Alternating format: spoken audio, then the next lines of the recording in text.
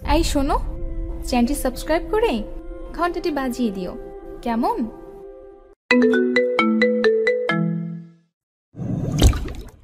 একটা Benson light দে তো। আমি মোবাইল থেকে চোখ তুলে বাইরে তাকালাম। দেখি একটা সুন্দরী মেয়ে বাইরে দাঁড়িয়ে আছে। এত সকালে কনকনে শীতের মধ্যে মনে হয় জগিং করতে। এর আগে দেখিনি। থাক, সেসব দেখে লাভ নেই। দোকানের প্রথম কাস্টমার মানুষের মুখে শুনি কাস্টমার বলে লক্ষ্মী। আমি মুখে হাসি নিয়ে বললাম, আপু, বেনসন লাইট নেই, শুধু বেনসন আছে। থুর, কি বালের দোকানদারি করস। বেনসন লাইট রাখোস না তো কি করস? আমি জানি না, তুই বেনসন লাইট দে। আপনি শুধু বেনসন নেন, ওইটা গত রাতেই শেষ হয়ে গেছে। এত সকালে কোনো দোকানও খুলেনি যে আপনাকে এনে দিব। এখন খেলে শুধু এইটা খেতে হবে। আমার বেনসন লাইট দরকার। আমি শুধু বেনসন নিয়ে কি করব? কচু খাবো? আমার ওইটা দরকার। এখন তুই কোথা থেকে আনবি আমি জানি না। এতক্ষণ আমি বসা ছিলাম। আমি বসা থেকে দাঁড়ালাম, ভালো করে মেয়েটাকে দেখলাম। চেনা মনে হচ্ছে না, আর চিনবই বা কি করে? এই এলাকায় 1 সপ্তাহ হলো আসলাম।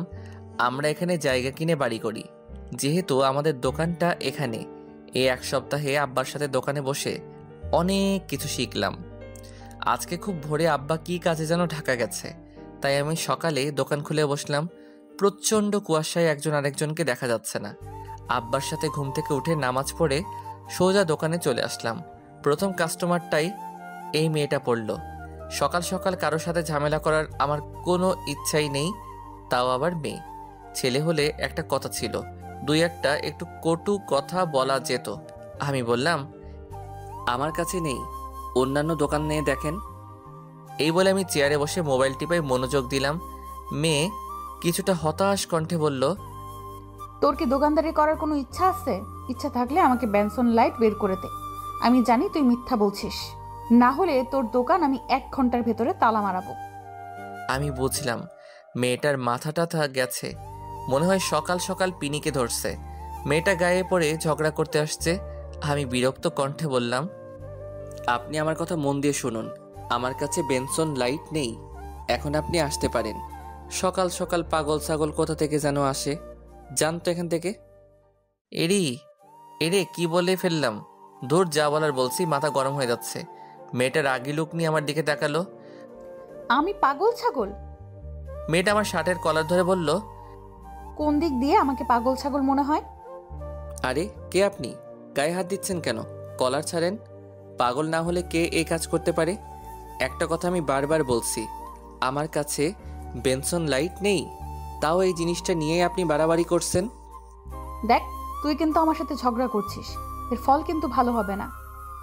আপনি তো বেশি বাড়াবাড়ি করেছেন, জানতো এখান থেকে। যাব না, কি করবি? না গেলে দাঁড়িয়ে থাকেন। এই বলে আমি মোবাইল টিপে মনোযোগ দিলাম। দেখি মেয়েটা দূরে অন্য আরেকটি দোকানে তাকিয়ে আছে। একটু পর বলল, আচ্ছা দে, শুধু বেনসন দে। আমি ভাবলাম মেয়েটা সকাল সকাল এসে ঝামেলা করছে, আমার শার্টের কলার ধরছে, এর একটা শাস্তি দেওয়া উচিত। তাই আমি 1 সপ্তাহের পুরনো এক বেনসন দিলাম। মেয়েটা চেক না করে মুখে দিল। শীতের কারণে হয়তো হাত মনে হয় বরফ হয়ে আছে, যার কারণে ম্যাচ দিয়ে আগুন ধরাতে কষ্ট হচ্ছে। 2-3 বার ট্রাই করেও পারছে না, বলল। আগুন ধরিয়ে দে। আমি মেয়েটার সিগারেটে আগুন ধরিয়ে দিলাম। দেখি সিগারেট টানতে টানতে শুরু করলো। ওই 2 টান দিয়েই আমার দিকে আর চোখে তাকালো। মনে হয় বুঝে ফেলেছে, আর বুঝবেই না কেন। আরেক টান দিয়ে মুখ থেকে থুতু ফেললো, তারপর সিগারেট মাটিতে ফেলে দিল। আমার দিকে রাগি লুক নিয়ে তাকালো আর বলল, কয়দিন আগের বেনসন এটা। কোনো সমস্যা? সমস্যা না তো কি? তুই আমাকে পুরনো বেনসন দিয়ে বলস কোনো সমস্যা? তুই কি আমাকে বোকা ভেবেছিস? দে, ভালো একটা বেনসন দে। দিব, তাহলে আপনাকে 2টার টাকা দিতে হবে। তোর তো সাহস কম না? তুই আমার কাছে টাকা চাস, আবার পুরনো বেনসন দিয়ে সকাল সকাল আমার মুখটাই নষ্ট করে দিলি, আবার এটা টাকা চাস? আপনি সিগারেট নিয়েছেন তো টাকা দিবেন না? আচ্ছা তুই কে রে এখানে? যে একটা বুড়ো আঙ্কেল বসা থাকতো, উনি কোথায়? উনি আমাকে কত সম্মান করে, আর তুই কোথা থেকে এসে আমার সাথে ঝামেলা করছস? দে সিগারেট দে। না, আগে আপনি টাকা দেন। দে বলছি, না হলে কিন্তু ভালো হবে না। দূর রাখেন, আগে টাকা দেন। দেখি মেয়েটা রেগে যাচ্ছে, তাতে আমার কিচ্ছু যায় আসে না। এই শীতের মধ্যে মেয়েটা ঘামছে মনে হয়, রাগের কারণে। দাঁড়া, তোকে টাকা দিচ্ছি, একটু পর তুই বেনসন দিবি আর কত কি দিবি। বলেই মেয়েটা মোবাইল বের করলো। দেখে আরেকজন লোক আসলো। ছেলেটাকে আমি চিনি, অনেক সময় দেখে আব্বার সাথে কথা বলে। ওনাকে দেখে আমার একটু জোর বাড়লো। ওনার নাম মাসুদ। মাসুদ ভাই বলল, কি আফিয়া, কোনো সমস্যা? তাহলে মেয়েটির নাম আফিয়া। আঙ্কেল দেখেন না, তারে বলছি বেনসন লাইট দিতে, কিন্তু সে আমাকে শুধু একটা বেনসন দিল, তাও আবার পুরনো। আমি বলছি নতুন একটা দিতে, ওইটাও দিচ্ছে না, আবার টাকা খুঁজে। মেয়েটা যেভাবে বলল মনে হচ্ছে সব দোষ আমার, আর উনি একটা বাচ্চা মেয়ে। যা বলছে দিয়ে দাও। ইমাদ, তুমি তো আমাকে চেনোই। কিন্তু আঙ্কেল, তোমারে যেটা বলছি সেটা করো। আমি একটা বেনসন দিলাম। মেয়েটা হাতে নিয়ে ভালো করে চেক করলো, পরে আগুন ধরিয়ে টানতে লাগলো। আঙ্কেল সে মনে হয় নতুন, সেজন্য জানে না আমি কে।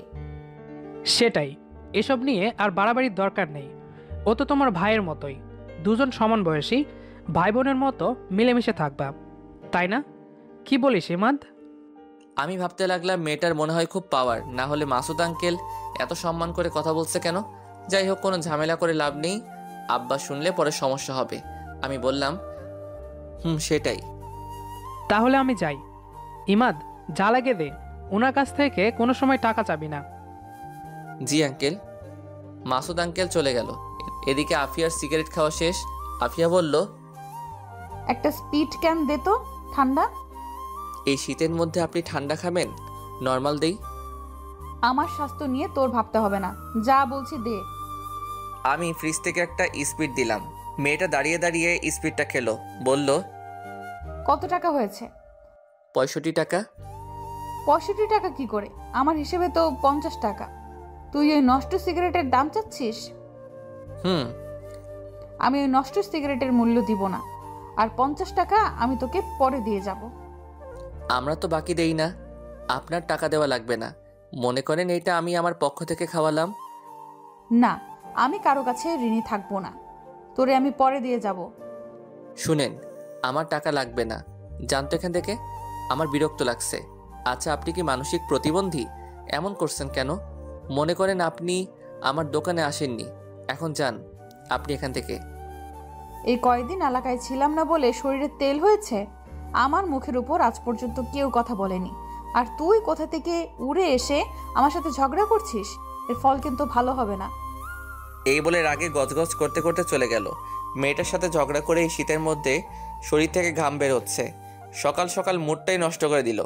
মাথা পুরো গরম হয়ে আছে এমনিতেই। রাতে রিয়ার সাথে ঝগড়া হয়েছে, রাগের কারণে তার সাথে ব্রেকআপ করে তার নাম্বার ব্লক মেরে দিয়েছি। আমিও এই ঠান্ডার মধ্যে একটা স্পিড খাইলাম মাথা ঠান্ডা করার জন্যে। আধা ঘন্টা পর মানুষ আসা শুরু করলো। দুপুরে পর্যন্ত বেচা কেনা করলাম। ভাবলাম বাড়ি থেকে ফ্রেশ হয়ে লাঞ্চ করে একটু রেস্ট নিয়ে আসি।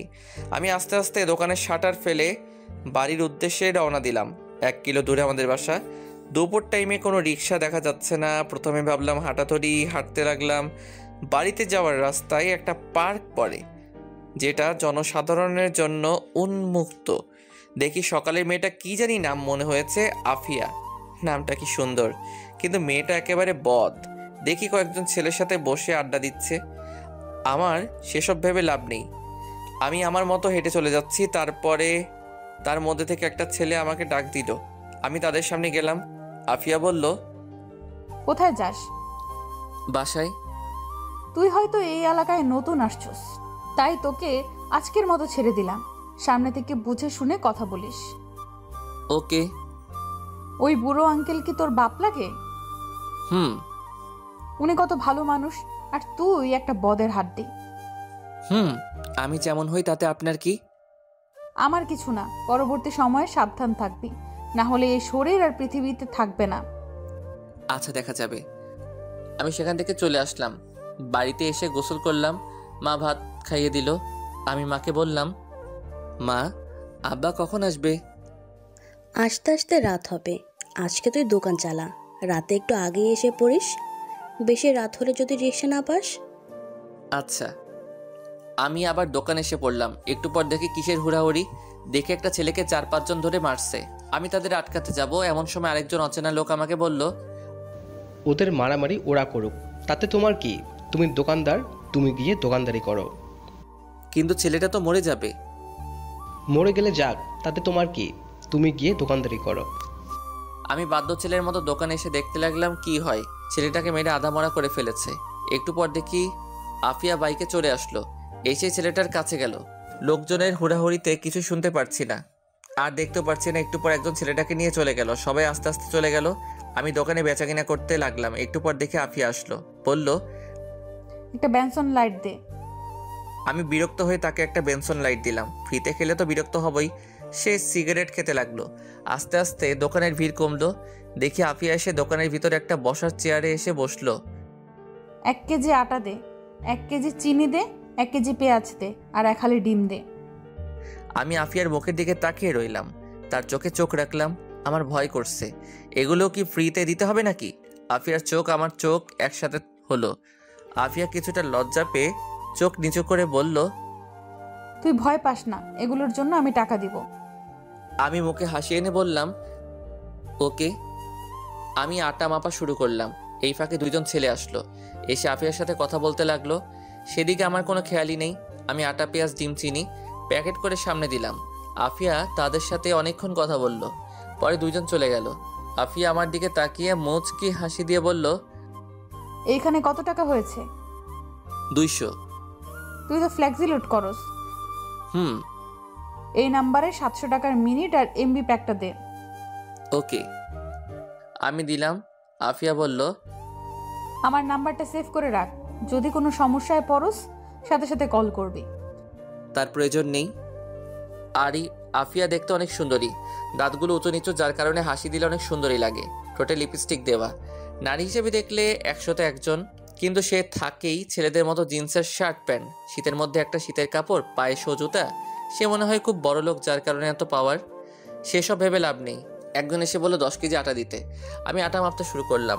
10 কেজি আটা দিলে উনি সেগুলো নিয়ে টাকা দিয়ে চলে গেল। আফিয়া বলল, এগুলোর দাম রাখ, আমি যাওয়ার সময় নিয়ে যাব। কত টাকা হয়েছে? আমি হিসেব করে বললাম, 900 টাকা।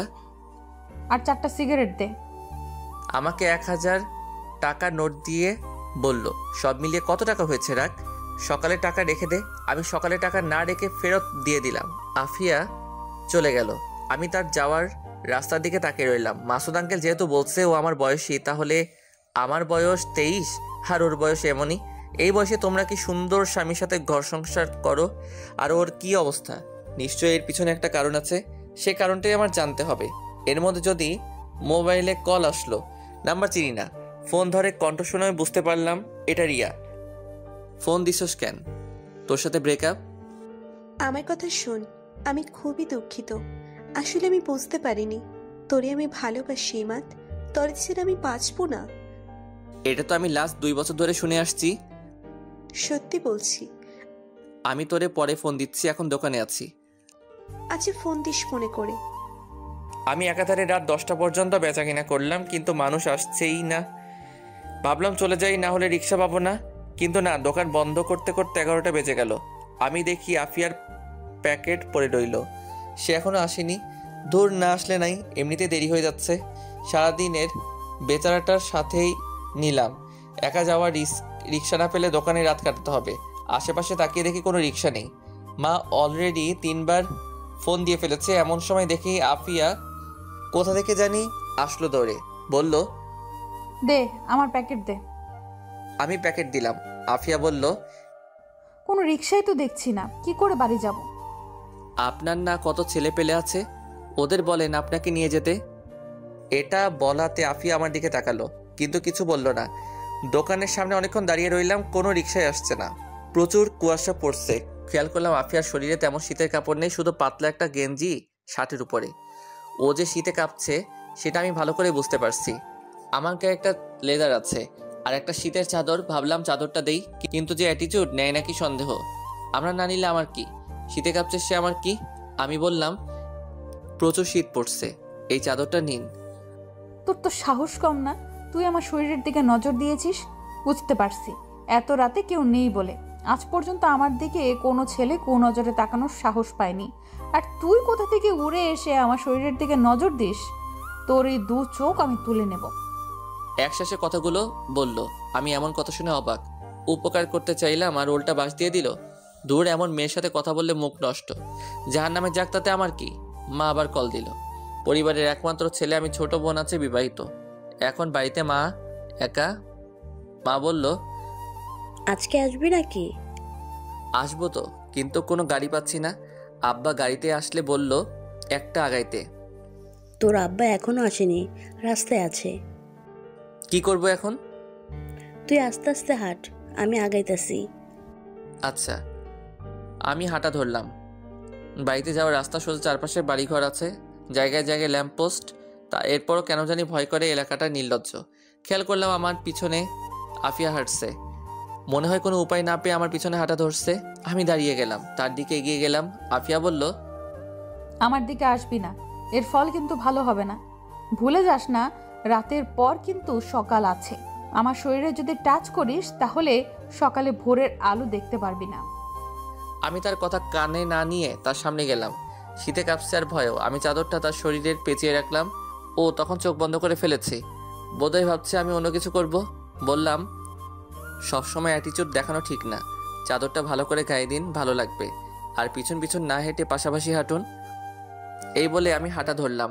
একটু পর দেখে আফিয়া আমার পাশাপাশি হাঁটছে। চাদরটা শরীরে ভালো করে গায়ে দিল। হাঁটতে হাঁটতে অনেকটুকু চলে আসলাম। কোথা থেকে জানি এক কুকুর ঘেউ ঘেউ করে উঠল। আফিয়া ভয়ে আমার শরীরের উপর পড়লো। আমি তাকে ধরে ফেললাম। আফিয়া আমাকে ধরে রীতিমতো ভয় কাঁপছে। আমি বললাম, ভয়ের কিছু নেই, এটা কুকুর ছিল। আমি ভয় পাচ্ছি না। আপনি ভয় পাবেন কেন? আপনি তো অনেক সাহসী। এখন হাঁটেন। আমরা আবার হাঁটতে শুরু করলাম। আফিয়া বলল, বামের গলি একটু সামনে আমার বাসা। আমি তাকিয়ে দেখি অন্ধকার এক গলি, কিছুই দেখা যাচ্ছে না। যদি এদিকে যাই, আফিফ যদি আমার টাকা পয়সা সব কিছু রেখে দেয়। আমি ওদিকে যাচ্ছি না, সে গিয়ে মরুক, তাতে আমার কিচ্ছু যায় আসে না। আবার মনে যাচ্ছে এগিয়ে দিয়ে আসি, মানবতার খাতিরে এইটুকু সাহায্য করাই যায় সবার। আবার গেলে যদি টাকা পয়সা রেখে কি করব মাথা কাজ করছে না। আমি যাচ্ছি না। আফিয়া বলল, এইটুকু রাস্তায় এগিয়ে দে না, আমার সত্যিই খুব ভয় করছে। আমি আফিয়ার মুখের দিকে তাকালাম। দেখি সে সত্যি খুব ভয় আছে। মনে হয় করুণার দৃষ্টিতে বলছে। আমি ভাবলাম যাই, এগিয়ে দিয়ে আসি। ওকে চলেন। আমি অফিসের পাশাপাশি হাঁটতে লাগলাম। আফিয়া আমার শরীরের সাথে লেগে লেগে হাঁটছে। কিছুক্ষণ হাঁটার পর আফিয়া বলল, এটা আমার বাসা, ভিতরে এসে বস। না, তার প্রয়োজন নেই, আরেকদিন আসবো। ধন্যবাদ তোকে। এই নে তোর চাদর। ওকে। আমি চাদর নিয়ে হাঁটা ধরলাম। তাড়াতাড়ি গলি থেকে বের হলাম। তারপর বাড়ির রাস্তায় হাঁটা ধরলাম। আরও অনেকটুকু পথ বাকি। এখন আমার নিজেরই ভয় করছে। দেখি সামনে থেকে একজন মহিলা আসছে। ভালো করে তাকিয়ে দেখি এটা মা। মাকে দেখে যেন আমার আত্মাটা শান্তি হলো। আমি আর মা একসাথে হাঁটতে লাগলাম। কিছুক্ষণ হাঁটার পর 4-5 জন ছেলে আমাদেরকে ঘিরে ধরল। তাদের প্রত্যেকের মুখ মাফলার দিয়ে ঢাকা। এক মুখোশধারী বলল, যা আছে সবকিছু দিয়ে দে। মা ভয় পেয়ে আমার পিছনে লুকালো। একজন এসে আমার পকেটে হাত দিতে লাগলো। আমি ছেলেটার হাতে ধরে ফেললাম। একজন পিছন থেকে চা পাতি বের করলো। মা ভয় পেয়ে বলল, যা আছে সবকিছু দিয়ে দে। আমি ছেলেটার হাত ছেড়ে দিলাম। ছেলেটা আমার পকেট থেকে মোবাইল নিয়ে গেল। আরেক পকেট থেকে দোকানের টাকা বের করলো। 20,000 টাকার মতো ছিল। ওইটা পেয়ে তারা চলে যেতে লাগলো। পিছন থেকে মোবাইল ঢিল দিয়ে সবগুলো দৌড়ে পালালো। মা সেখানে কাঁদা শুরু করলো। আমি মাকে উঠিয়ে বাড়িতে নিয়ে আসলাম। মা কেঁদে কেঁদে বলল, ওইখানে কত টাকা ছিল? 20,000। সব শেষ, আমাদের সব শেষ। আমার কিছু বলার নেই। যে চাপাতি বের করছিল একটা কোপ দিলে বাঁচার কোনো সম্ভাবনা নেই। আমি মাথায় হাত দিয়ে বসে রইলাম। সারাদিনের বেচাকেনা এক নিমিষেই শেষ। একটু পর আব্বা এলো। আমাদের এই অবস্থা দেখে আব্বা বলল, কি হয়েছে তোদের মুখের এই অবস্থা কেন? মা কেঁদে কেঁদে আব্বাকে সবকিছু বলল। আব্বা শুনে মাথায় হাত দিয়ে বসলো। বলল, আমার তোরে আগেই সতর্ক করা উচিত ছিল। আমি কিছু না বলে আমার রুমে চলে আসলাম। এসে শুয়ে রইলাম। ভাবতে লাগলাম এটা কে করলো। এই এলাকা চলে আফিয়ার কথায়। এলাকায় কিছু হলে সেটা অবশ্যই আফিয়া জানবে। তার মানে এই কাজ সম্পূর্ণ আফিয়ার। কিন্তু সে তো আমার সাথেই ছিল। ওকে তো আমি নিজেই বাড়িতে পৌঁছে দিলাম। সকালে কি আফিয়াকে জিজ্ঞেস করতে হবে। এমন সময় দেখি রিয়ার কল। এমনিতেই মাথা গরম হয়ে আছে। আবার রিয়ার কল ধরলে আরও মাথা গরম হবে। আমি ফোন কেটে দিলাম। রিয়া আমার আগের কলেজের বেস্ট ফ্রেন্ড। আস্তে আস্তে দুজন দুজনকে ভালোবেসে ফেলি। ওই কলেজ থেকে ইন্টার শেষ করি, তারপরেই এখানে এক কাছের কলেজে ভর্তি হই। যদিও তখন বাড়ি থেকে আসতাম, কিন্তু এইখানে বাড়ি করার এইখান থেকে গিয়েই ক্লাস করি। মাঝে মাঝে অধিকাংশ সময় দোকানেই কাটাই। আমি এখন অনার্স 3rd ইয়ারে আছি। যখন রিয়া শুনেছে আমি এখানে চলে আসছি, তখন রিয়া আমাকে দোষারোপ করছে। ও বলে কিনা আমি তাকে ব্যবহার করছি, অথচ আজ পর্যন্ত আমি রিয়ার হাত ধরার সাহস পাইনি। মাকে রিয়ার কথা বলছিলাম, কিন্তু মা তেমন গুরুত্বই দেয়নি। এর দ্বারা বোঝা যায় এসব আরও পরে হবে। একে তো এই এলাকাটা একদম নির্জন, মানুষগুলো কেমন যেন। খেয়াল করলাম কেউ কারোর সাথে প্রয়োজন ব্যতীত কথা বলে না। দোকানটা এক চৌরাস্তার মোড়ে পড়েছে। আরও একটা 2টা দোকান আছে, তার মধ্যে থেকেই আমাদের দোকানটাই বেশি বেচাকেনা হয়, কারণ আমাদের দোকানটা অনেক পুরাতন। দাদির মুখ থেকে শুনেছিলাম আব্বা প্রথমে এই দোকানের কর্মচারী ছিল। দোকানের মালিকের একমাত্র মেয়ে ছিল আমার মা, কিন্তু আমার নানা অকালে মৃত্যুবরণ করেন। যাওয়ার আগে আব্বাকে এই দোকান আর আমার মাকে দিয়ে যায়। পরে আব্বা মাকে বিয়ে করে বাড়িতে নিয়ে আসে। এত বছর নানার বাড়ি খালি পড়েছিল। দাদি মারা যাওয়ার পর আব্বা নানার বাড়ি আবার নতুন করে এবং আমরা এই জায়গায় চলে আসি। রাতে আর ঘুমাতে পারিনি। সকালে গেলাম আফিয়ার বাড়িতে, গিয়ে দরজায় টোকা দিলাম। কিছুক্ষণ পর আফিয়া দরজা খুলল। আফিয়া আমাকে দেখে অবাক হয়ে জিজ্ঞেস করলো, এত সকালে তুই? আফিয়া এই শীতের মধ্যে একটা হাতা কাটা গেঞ্জি পরা আর পাতলা একটা প্লাজো পরা, চুলগুলো উস্কো খুস্কো হয়ে আছে। আমাকে দেখে তাড়াতাড়ি ওড়না দিল গলায়। পায়ের দিকে তাকাতেই আমার সারা শরীরে শিরশির করে উঠল। পায়ের নখগুলো নেল পালিশ দেওয়া। আমি বললাম, আমার টাকা ফেরত দেন। কিসের টাকা? গত রাতে যে ছিনতাই করছেন ওই টাকা। আফিয়া যেন আসমান থেকে পড়ল আর বলল, আমি কি করে তোর টাকা ছিনতাই করতে পারি? তুই তো আমাকে এখানে দিয়ে গেলি, আমি কেন তোর টাকা নিতে যাব? এলাকায় কিছু হলে সব কিছুই আপনি জানেন, আপনি সব সমাধান করেন। আমার 20,000 টাকা ছিনতাই হয়েছে গত রাতে আপনাকে দিয়ে বাড়ি যাওয়ার সময়। এখন আপনি বলছেন আপনি কিছুই জানেন না। আজ পর্যন্ত আমাকে এই অপবাদ দেওয়ায় কেউ সাহস পায়নি। আমার সাথে কথা বলতে এলে 10 বার ভেবে নেয়। একটা ফোন দিলে তুই আমার ঘর থেকে জীবিত বের হতে পারবি না। গত রাতে একটু উপকার করেছ বলে এই ভেবে নিস না আমি তোকে হেল্প করব। গত রাতে উপকার করছিস বলে এখনো তোকে কিছু বলিনি। চুপচাপ এখান থেকে চলে যা। যাবই তো, আমি কি এখানে থাকবো নাকি? মনে রাখেন, এই টাকা নিয়ে আপনারা শান্তি মতো মরতেও পারবেন না। তোর নাম জানি কি? মোহাম্মদ ইমাদ। ইমাদ, তোর লাস্ট ওয়ার্নিং দিচ্ছি, আর একটা কথা না বলে এখান থেকে চলে যা। আমি তার বাসা থেকে চলে আসলাম। খেয়াল করলাম ওর বাসায় শুধু ও একা, তার কি মা বাবা কেউ নাই? আমি নিশ্চিত টাকাটা সেই নিছে। আমি মুখটা কালো করে সেখান থেকে চলে আসলাম। বাড়িতে এসে নাস্তা করে গিয়ে দোকান খুললাম। আব্বা গতকাল সারাদিন অনেক কাজে ব্যস্ত ছিল। পরে আবার রাতে এই খবর শুনে আব্বার অবস্থা ভালো না, তাই আমাকে বলছে দোকান খুলতে।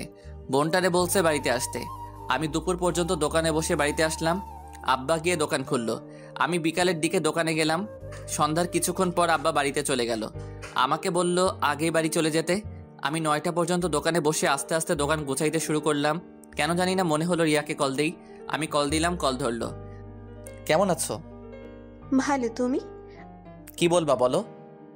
আমার ভালো লাগে না কিছু, আমি তোর বাড়িতে চলে আসব। পাগল নাকি? এখানে আসলে কি লাভ হবে? আমি কিছু জানি না, আমি আসতেছি। দেখ, পাগলামি করিস না, এখানের জায়গাটা ভালো না, এখানে আসিস না। আসবো না তো কি করব?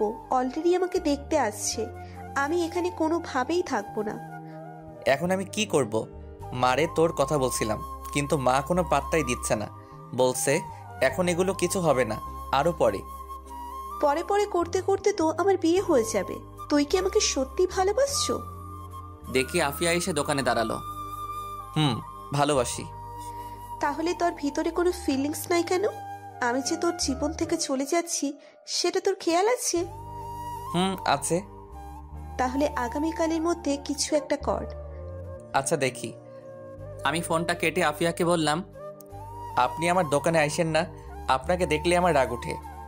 তুই বেশি বেড়ে গেছিস। তোরে কিছু উত্তম মধ্যম না দিলে শান্ত হবি না। দাঁড়া, এখনই ফোন করছি। চোরের মুখে বড় গলা। কি? তুই আবার বল, তোর সাহসও তো বেড়ে গেছে। ফোন দিব? দেখেন, আমি কাউকে ভয় পাই না। এখন আপনার যেটা মনে চাই করেন, আর নেক্সট টাইম আমার দোকানের আশেপাশে আসবেন না। ওকে, দেখা যাবে।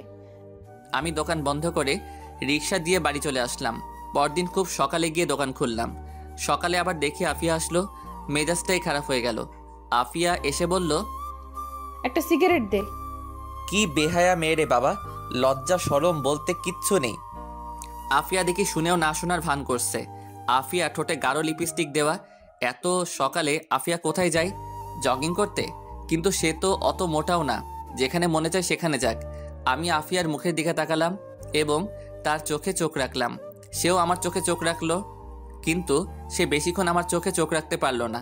চোখ অন্যদিকে ঘুরিয়ে মুখটা ভেঙচি কেটে বলল, সিগারেট দিবি নাকি যাব? এই নেন। আফিয়া সিগারেট ধরিয়ে দোকানের ভিতরে বসলো।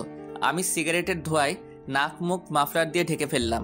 আমার অবস্থা দেখে মুখে একটা ভেঙচি কাটলো। আমি বললাম, আচ্ছা, কে টাকা নিয়েছে বের করতে পারবেন? বের করতাম, কিন্তু তুই এসে সরাসরি আমাকে দোষারোপ করছিস। ও, তুই সেই টাকার আশা ছেড়ে দে। কেন? এই টাকা যদি জানতে পারি কে নিয়েছে, তাহলে আমি সরাসরি থানায় মামলা করব। এই এলাকায় কোনো পুলিশের পাওয়ার নেই। এই এলাকা চলে আমার কথায়, আর এলাকার মেম্বার চেয়ারম্যান আমার পায়ের নিচে। তাই নাকি? তোর বিশ্বাস হয় না? না, আমার কাছে আপনি একটা দুর্বল নারী, যার আছে অনেক স্বপ্ন। চুপ। এই বিষয়ে তোরে কে বলছে কথা বলতে? আচ্ছা, আপনাকে একটা প্রশ্ন করি। কর। আপনার মা বাবা নেই? এমন প্রশ্ন করাতে আফিয়ার মুখটা মুহূর্তেই কালো হয়ে গেল। মুখে হাসি এনে বলল, না। কিন্তু মুখের হাসিটা কান্নার চেয়ে করুণ দেখালো। পরক্ষণে খেয়াল করলাম আফিয়ার চোখে পানি। অনেক কষ্টে কান্না আটকাতে চেষ্টা করলো, কিন্তু আটকাতে পারল না। চোখ দিয়ে অঝরে পানি পড়ছে। আমি তাড়াতাড়ি টিস্যু দিলাম। আফিয়া চোখ মুছল, বলল, ধুর, শুধু শুধু চোখে পানি চলে আসলো। যাই হোক, আজকে দুপুরে তোর দাওয়াত আমার বাড়িতে। কি? আমাকে? কেন? এমনি। এটা ভালো লক্ষণ নয়, এটা ভালো লক্ষণ নয়। আমি যাচ্ছি না। ওকে, তোর ইচ্ছা। আরো অনেক ছেলে পেলে যাবে, তাই তোকেও বললাম। আচ্ছা, আব্বারে পাঠিয়ে দিব। ওকে, আচ্ছা আমি যাই। আপনাকে কে বলছে এখানে বসতে? আফিয়া মুখটা ভেঙচি দিয়ে চলে গেল। আমি ভাবলাম টাকা তো দিল না, পরে রেখে দিব। আফিয়ার বুকে অনেক জমানো কষ্ট লুকিয়ে আছে। সেসব দেখে আমার কি? ও একটা বখাটে মেয়ে, কত ছেলের সাথে শুয়েছে কে জানে। যত সব ফালতু মেয়ে। পরক্ষণে রিয়ার কথা মনে পড়ল। আজকেই মার সাথে কথা বলতে হবে। রিয়াকে আমি হারাতে পারবো না। ওকে আমি সত্যি অনেক ভালোবাসি। এখন মার সাথে কথা বলে আজকে একটা সিদ্ধান্ত নিতে হবে। কিছুক্ষণ পর আব্বা আসলো। আমি বাড়ি চলে আসতে লাগলাম। ওই পার্কের একটা বেঞ্চে গিয়ে বসলাম। রিয়াকে কল করলাম। দ্বিতীয়বার ট্রাই করলে ফোন ধরলো। এতক্ষণ লাগে ফোন ধরতে? রান্নাঘরে ছিলাম। কি রান্না করছো? আমি মাঝে মাঝে রাগের কারণে রিয়াকে তুই করে বলি, রিয়াও আমাকে তুই করে বলে, কিন্তু অধিকাংশ সময় আমরা তুমি করে কথা বলি। ভর্তা খাবা? হুম। তাড়াতাড়ি আমাকে নিয়ে যা, তোমাকে সারা জীবন আদর করে ভর্তা খাবো। সেটাই করব। তোমার মারে বলছো? কি বলছে? এখনো বলিনি। যদি তোমার মা না করে? কিছু তো একটা করব, তুমি কোনো টেনশন করো না। ওকে ওকে। এখন ভিডিও কল দাও, তোমাকে দেখতে ইচ্ছে করছে। রিয়া ভিডিও কল দিল। রিয়াকে দেখে আমার মনটা শান্তি হলো। আমি বললাম, এক কাজ করো, আজকে সেজেগুজে ভিডিও কল দাও। না। কেন? আমাকে নিয়ে যাও, পরে তুমি যতবার বলবে ততবার সাজবো। আচ্ছা। ফোন রাখি, মা আসছে। এই বলে রিয়া ফোনটা রেখে দিল। দেখি কুয়াশা কেটে যাচ্ছে। সূর্য কুয়াশায় পাহাড় ভেঙে একটু একটু উকি দিচ্ছে। সকালে রৌদ্র এসে আমার শরীরে পড়ল। শরীরের মধ্যে এক অসাধারণ অনুভূতি কাজ করলো। মন চাচ্ছে না এখান থেকে উঠে যেতে। দেখি আফিয়া পার্কের ভিতরে ঢুকলো। তারে দেখেই মুডটা অফ হয়ে গেল। ও কি সারাদিন পুরো এলাকায় ঘুরে বেড়ায়? আমাকে দেখে আমার এখানে আসলো আর বলল, কি মিস্টার দোকানদার, এখানে কি? কিছু না, এমন মিষ্টি রোদ মিস করতে পারি, তাই চলে আসলাম। হ্যালো। আচ্ছা, আপনি তো অতটা মোটা না, কিসের জগিং করেন আপনি? সকালে আমি ঘুমাতে পারি না, তাই বাইরে বের হই। সকালে ঠান্ডা ফ্রেশ বাতাস আমি কোনোভাবেই মিস করতে পারি না। যেদিন আমি মিস করি দিনটা এতই খারাপ যায় তা বলে বোঝাতে পারবো না। এটা ভালো। এই অভ্যাসটা আমার আব্বার ছিল, প্রতিদিন সকালে আমাকে সাথে নিয়ে বের হতো, তাই ছোটবেলা থেকেই আমার এই অভ্যাস। ভালো, ফ্রেশ বাতাস নেন, আমি যাই। এই বলে আমি উঠে বাড়ি চলে আসলাম। এসে নাস্তা করলাম। নাস্তা করে ভাবলাম যাই মার সাথে রিয়ার ব্যাপারে আলোচনা করা যাক, মারে রাজি করাতে পারলেই হবে। আমি মায়ের ঘরে গিয়ে টোকা দিলাম। মা বলল ভিতরে আসতে। মা বলল, কি হয়েছে একটা কথা ছিল। বল। এটা রিয়ার ব্যাপারে। কোন রিয়ার ব্যাপারে? তোমারে বলছিলাম না একটা মেয়ের ব্যাপারে, আমার ক্লাসমেট ছিল রিয়া। মা তার বাড়িতে একটু কথা বলে দেখবা। কিসের জন্য? মেয়েটাকে বাড়ি থেকে বিয়ের জন্য চাপ দিচ্ছে, কিন্তু ও আমাকে চায়। এখন কি বলবো? ও তোকে চাই তো আমি কি করব? এসব প্রেম ভালোবাসায় আমি এক বিন্দু পরিমাণে বিশ্বাস করি না। এগুলো সেকেন্ডের ব্যাপার। এই আছে, এই নেই। আছে আবেগের ঠেলায় বলছে তোকে ভালোবাসে। তোর থেকে ভালো কোনো ছেলে পাক, এক মুহূর্ত লাগবে না তোকে ভুলতে। আমার দায়িত্ব আমি পালন করি। ওকে আমি ভালোবাসি মা, এখন আমি তাকে চাই। কোন মুখে তুই এসব কথা বলিস? তুই মাত্র পড়াশোনা করেছিস, চাকরি হোক পরে চিন্তা ভাবনা করবো নে। যে একটা দোকান আছে ওইটার কোনো নিশ্চয়তা আছে? কোন সময় জানে কি হয়ে যায়। দেখছিস না ওই দিন টাকাটা কিভাবে কেড়ে নিয়েছে। আর যদি দোকান এইভাবে কেড়ে নেয় তখন কি করবি? পরে তো পথে বসতে হবে। তোর বাবার পাপে ধরছিল এই জায়গায় দোকান চালাইতে, বাড়ির আশেপাশে যেন জায়গা ছিল না। এই এলাকাটা একদম ভালো না, এই এলাকা ভালো মানুষদের জন্য না। কিন্তু মা কিছু তো একটা করো। ওর বাড়িতে বলে কিছুদিন সময় তো নিয়ে যাক। নিলাম, সময় পরে কি হবে? মেয়ের বয়স কত? 20-22 হবে। পরের চিন্তা করে এখন সময় নিয়ে কি ঠিক হবে? পরে কি হবে কেউ জানে না।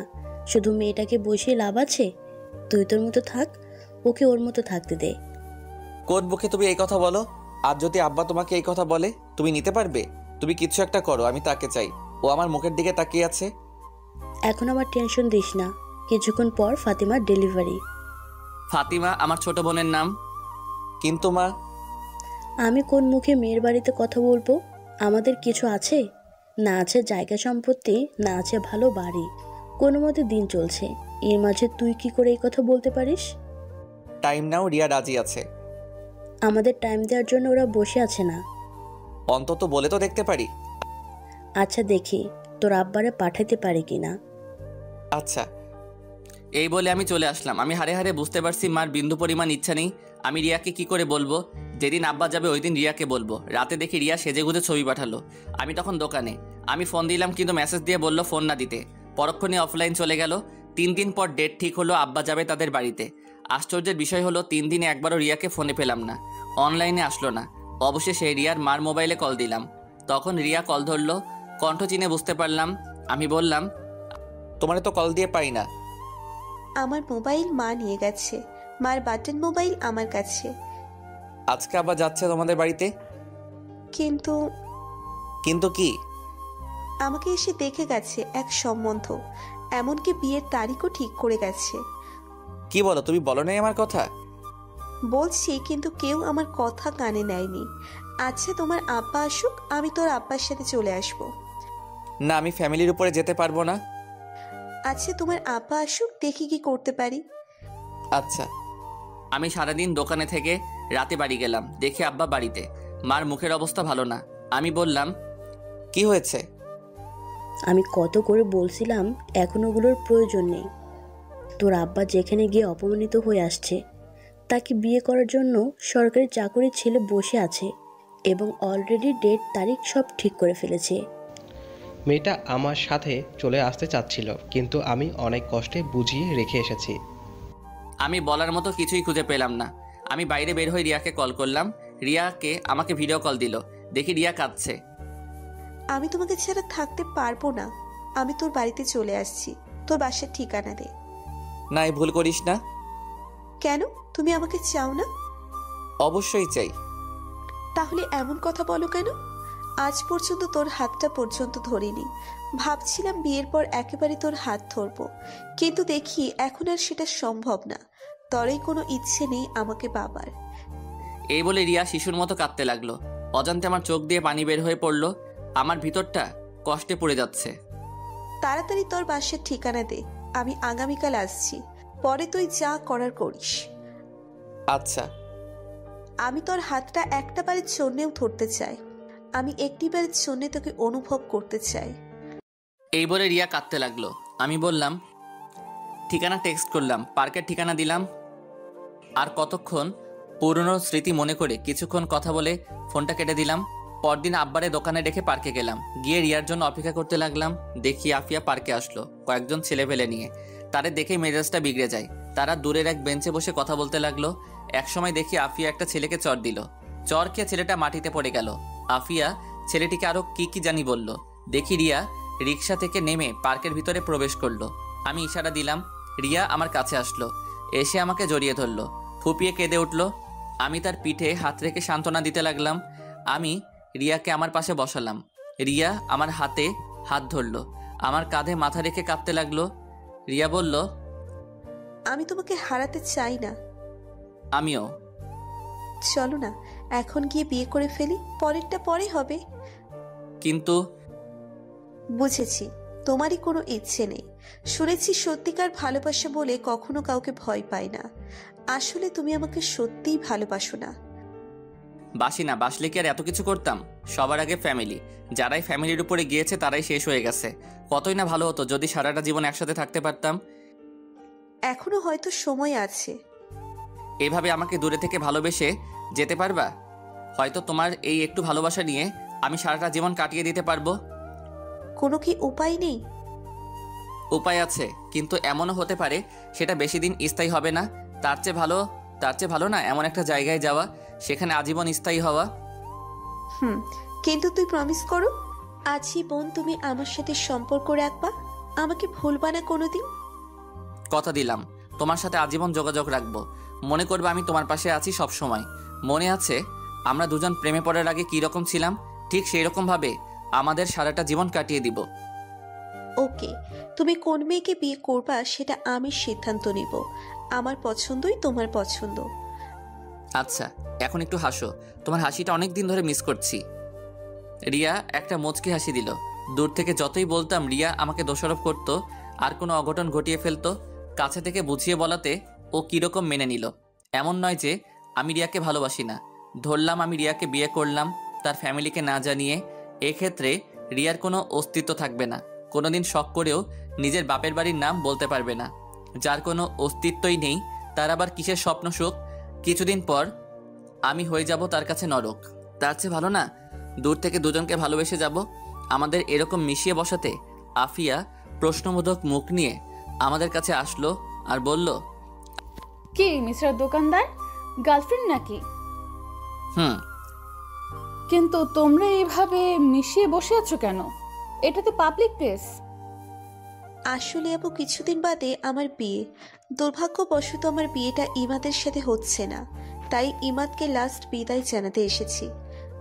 ভালো, তোমরা দুজন একটু ভিন্ন টাইপের। আপু কি রকম?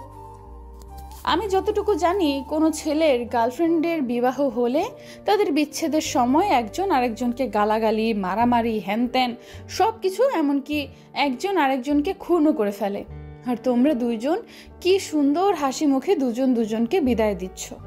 হয়তো এর মধ্যে কোনো কল্যাণ আছে। জি আপু। আসলে কি জানো, ভালোবাসার মানুষটিকে বিয়ে না করাই শ্রেয়। কারণ বিয়ে করলে মানুষটি থেকে যায়, কিন্তু ভালোবাসাটা আর থাকে না। কিন্তু আমি ইমাদকে ভালোবাসি। বিয়ের পর ওকে আমি দূর থেকে ভালোবেসে যাব। সেটাই ভালো, তোমরা থাকো, আমি যাই। আফিয়া চলে গেল। আমি বললাম, চলো মার সাথে দেখা করে যাবে।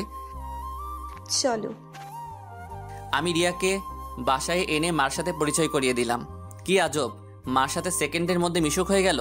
কি কথা লাগিয়ে দিল। যাওয়ার সময় রিয়া মার কাছে দোয়া চাইলো। পরে দোকানে নিয়ে আসলাম। আব্বার কাছে থেকে বিদায় নিয়ে দোয়া চাইলো। পরে বাস স্টেশনে নিয়ে গেলাম। শেষমেশ বিদায়ে রিয়া কেঁদে দিল, আমাকে জড়িয়ে ধরে রাখলো। বাসে উঠিয়ে দিয়ে দোকানে চলে আসলাম। ইচ্ছে করে রিয়ার বিয়ের তারিখটা জানি নাই, কারণ ওই দিনটাই কষ্ট হতো বেশি। এখন মনে হবে রিয়া এখন আমার জন্য ওয়েট করছে। কষ্ট দূর করার জন্য যতটা সম্ভব রিয়াকে ভুলে থাকাই ভালো। দোকানে আসলে আব্বা বাড়ি চলে গেল।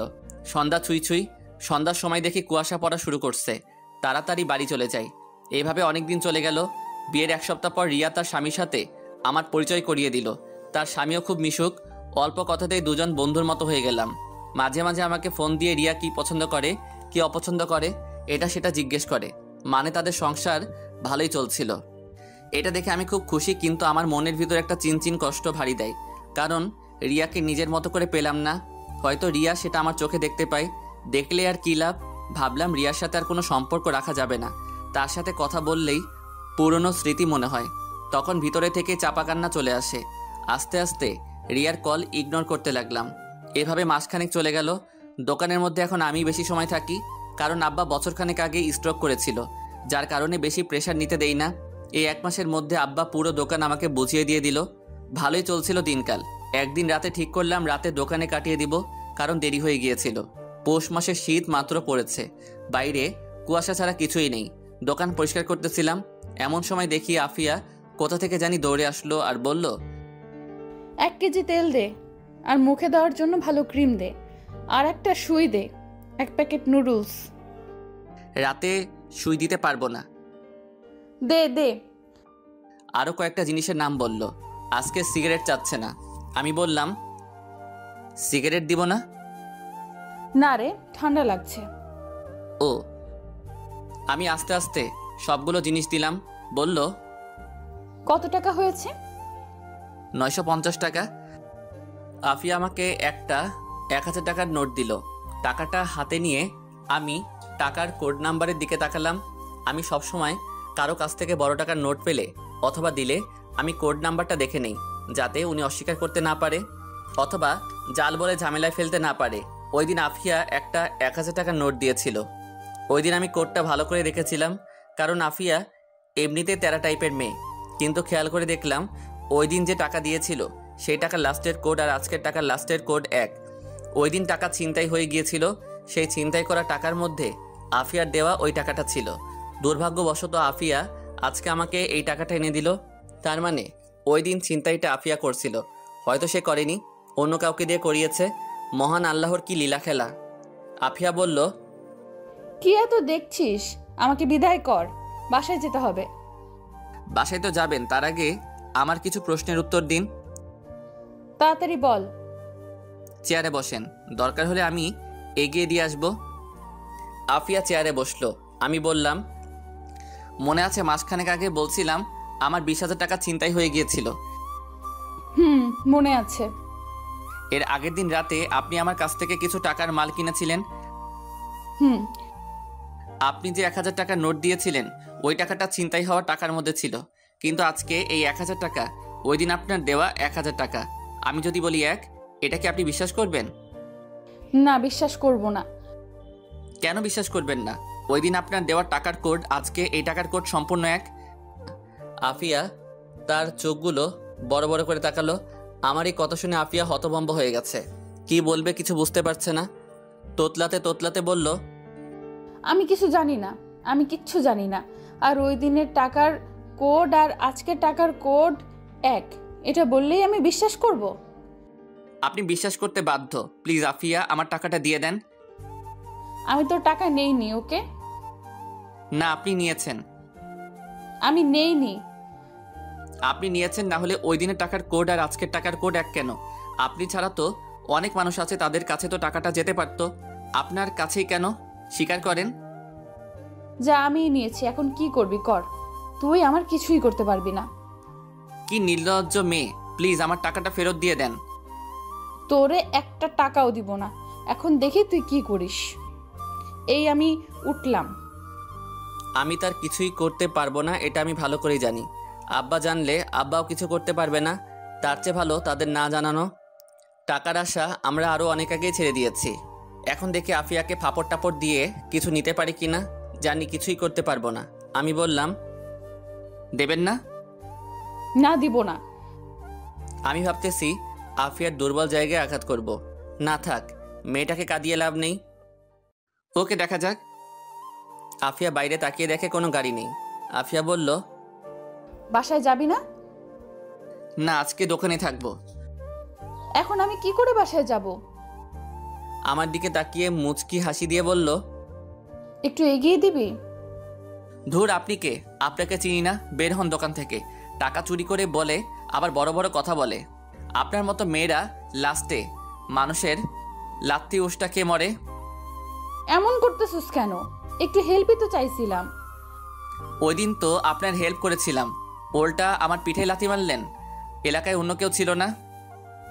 আসলে আমি জানতাম না ওরা তোর টাকা ছিনতাই করেছে। পরদিন সকাল পর্যন্ত আমি জানতাম না। তুই যখন আমার সাথে রাগারাগি করে চলে গিয়েছিলি, পরে আমি খোঁজ নিয়ে জানতে পারি তোর টাকা ছিনতাই করেছে। পরে ভাবলাম তোর কাছে ছোট হয়ে লাভ কি, তার চেয়ে ভালো না জানানো। অনেক ভালো কাজ করছেন, এখন দোকান থেকে বের হন। ইমাদ, সরি। সরি আমি বুঝি না, আমি টাকা ফেরত চাই। 20,000 টাকা কামানো খুব কষ্ট। চোরটা টাকার মর্যাদা কি বুঝবে? আফিয়ার মুখটা মুহূর্তের মধ্যে কালো হয়ে গেল। মনে হচ্ছে লজ্জায় কি বলবে কিছুই বুঝতে পারছে না। আমি আমার টাকা ফেরত চাই। এখন যেটা করার দরকার আমি সেটা করব। খেয়াল করলাম আফিয়ার চোখের কোণে পানি জমে গেছে। ধপ করে চেয়ারে বসে পড়ল, হাত দিয়ে মুখ থেকে ফেললো। কিছুক্ষণ পর আফিয়া তার মোবাইল দিয়ে বলল, এই নে তোর টাকা। এখন প্লিজ আমাকে বাসায় এগিয়ে দে। মন থাকলে আর জীবনেও তোর দোকানে মুখ দেখাবো না। টাকা ছিনতাই করে আবার অভিমান দেখায়, তাতে আমার কি? আমি আফিয়ার হাত থেকে মোবাইল নিলাম। মোবাইল দেখে আইফোন 12। মোবাইল দেখে আমি অবাক। আফিয়া আইফোন 12 চালায়, এটা যেন আমি বিশ্বাস করতে পারতেছি না। চালাইতে পারে, পাবলিকের টাকা মেরে মেরে খায়। যাই হোক, 20,000 টাকার বেশি উঠে যাবে, সেটা আপনার ইচ্ছা। এখন আমাকে বাসায় দিয়ে আয়। পারবো না। প্লিজ। ওকে। আমি দোকান তালা মেরে বের হলাম। আফিয়া আমার সাথে ঘেঁষে ঘেঁষে হাঁটছে, মনে হয় ভয় পাচ্ছে। আফিয়ার শরীর থেকে মিষ্টি একটা গন্ধ ভেসে আসছে। কিছুক্ষণ হাঁটার পর আফিয়ার বাড়িতে পৌঁছালাম। আফিয়া বলল, ভেতরে এসে বস। না থাক, আমি যাই। ভেতরে আয়। আফিয়ার জোরাজোরিতে ভিতরে ঢুকলাম, গিয়ে সোফায় বসলাম। বাড়িটা তেমন বড় না, একতলা ছাদ, রুম 3টা। রুমগুলো আসবাবপত্র দিয়ে ভরপুর, অনেক সুন্দর করে সাজানো ঘরটা। কিছুক্ষণ বসে রইলাম, খেয়াল করলাম আফিয়া রান্নাঘরে যেন কি করছে, খাওয়ার জন্য কিছু তৈরি করছে। খিদাও লাগছে। কিছুক্ষণ পর আফিয়া নুডলস রান্না করে নিয়ে আসলো, আমার সামনে দিয়ে বলল, নে খা। খাবো না। আরে খা, আমার সাথে তোর ঝামেলা মিটমাট।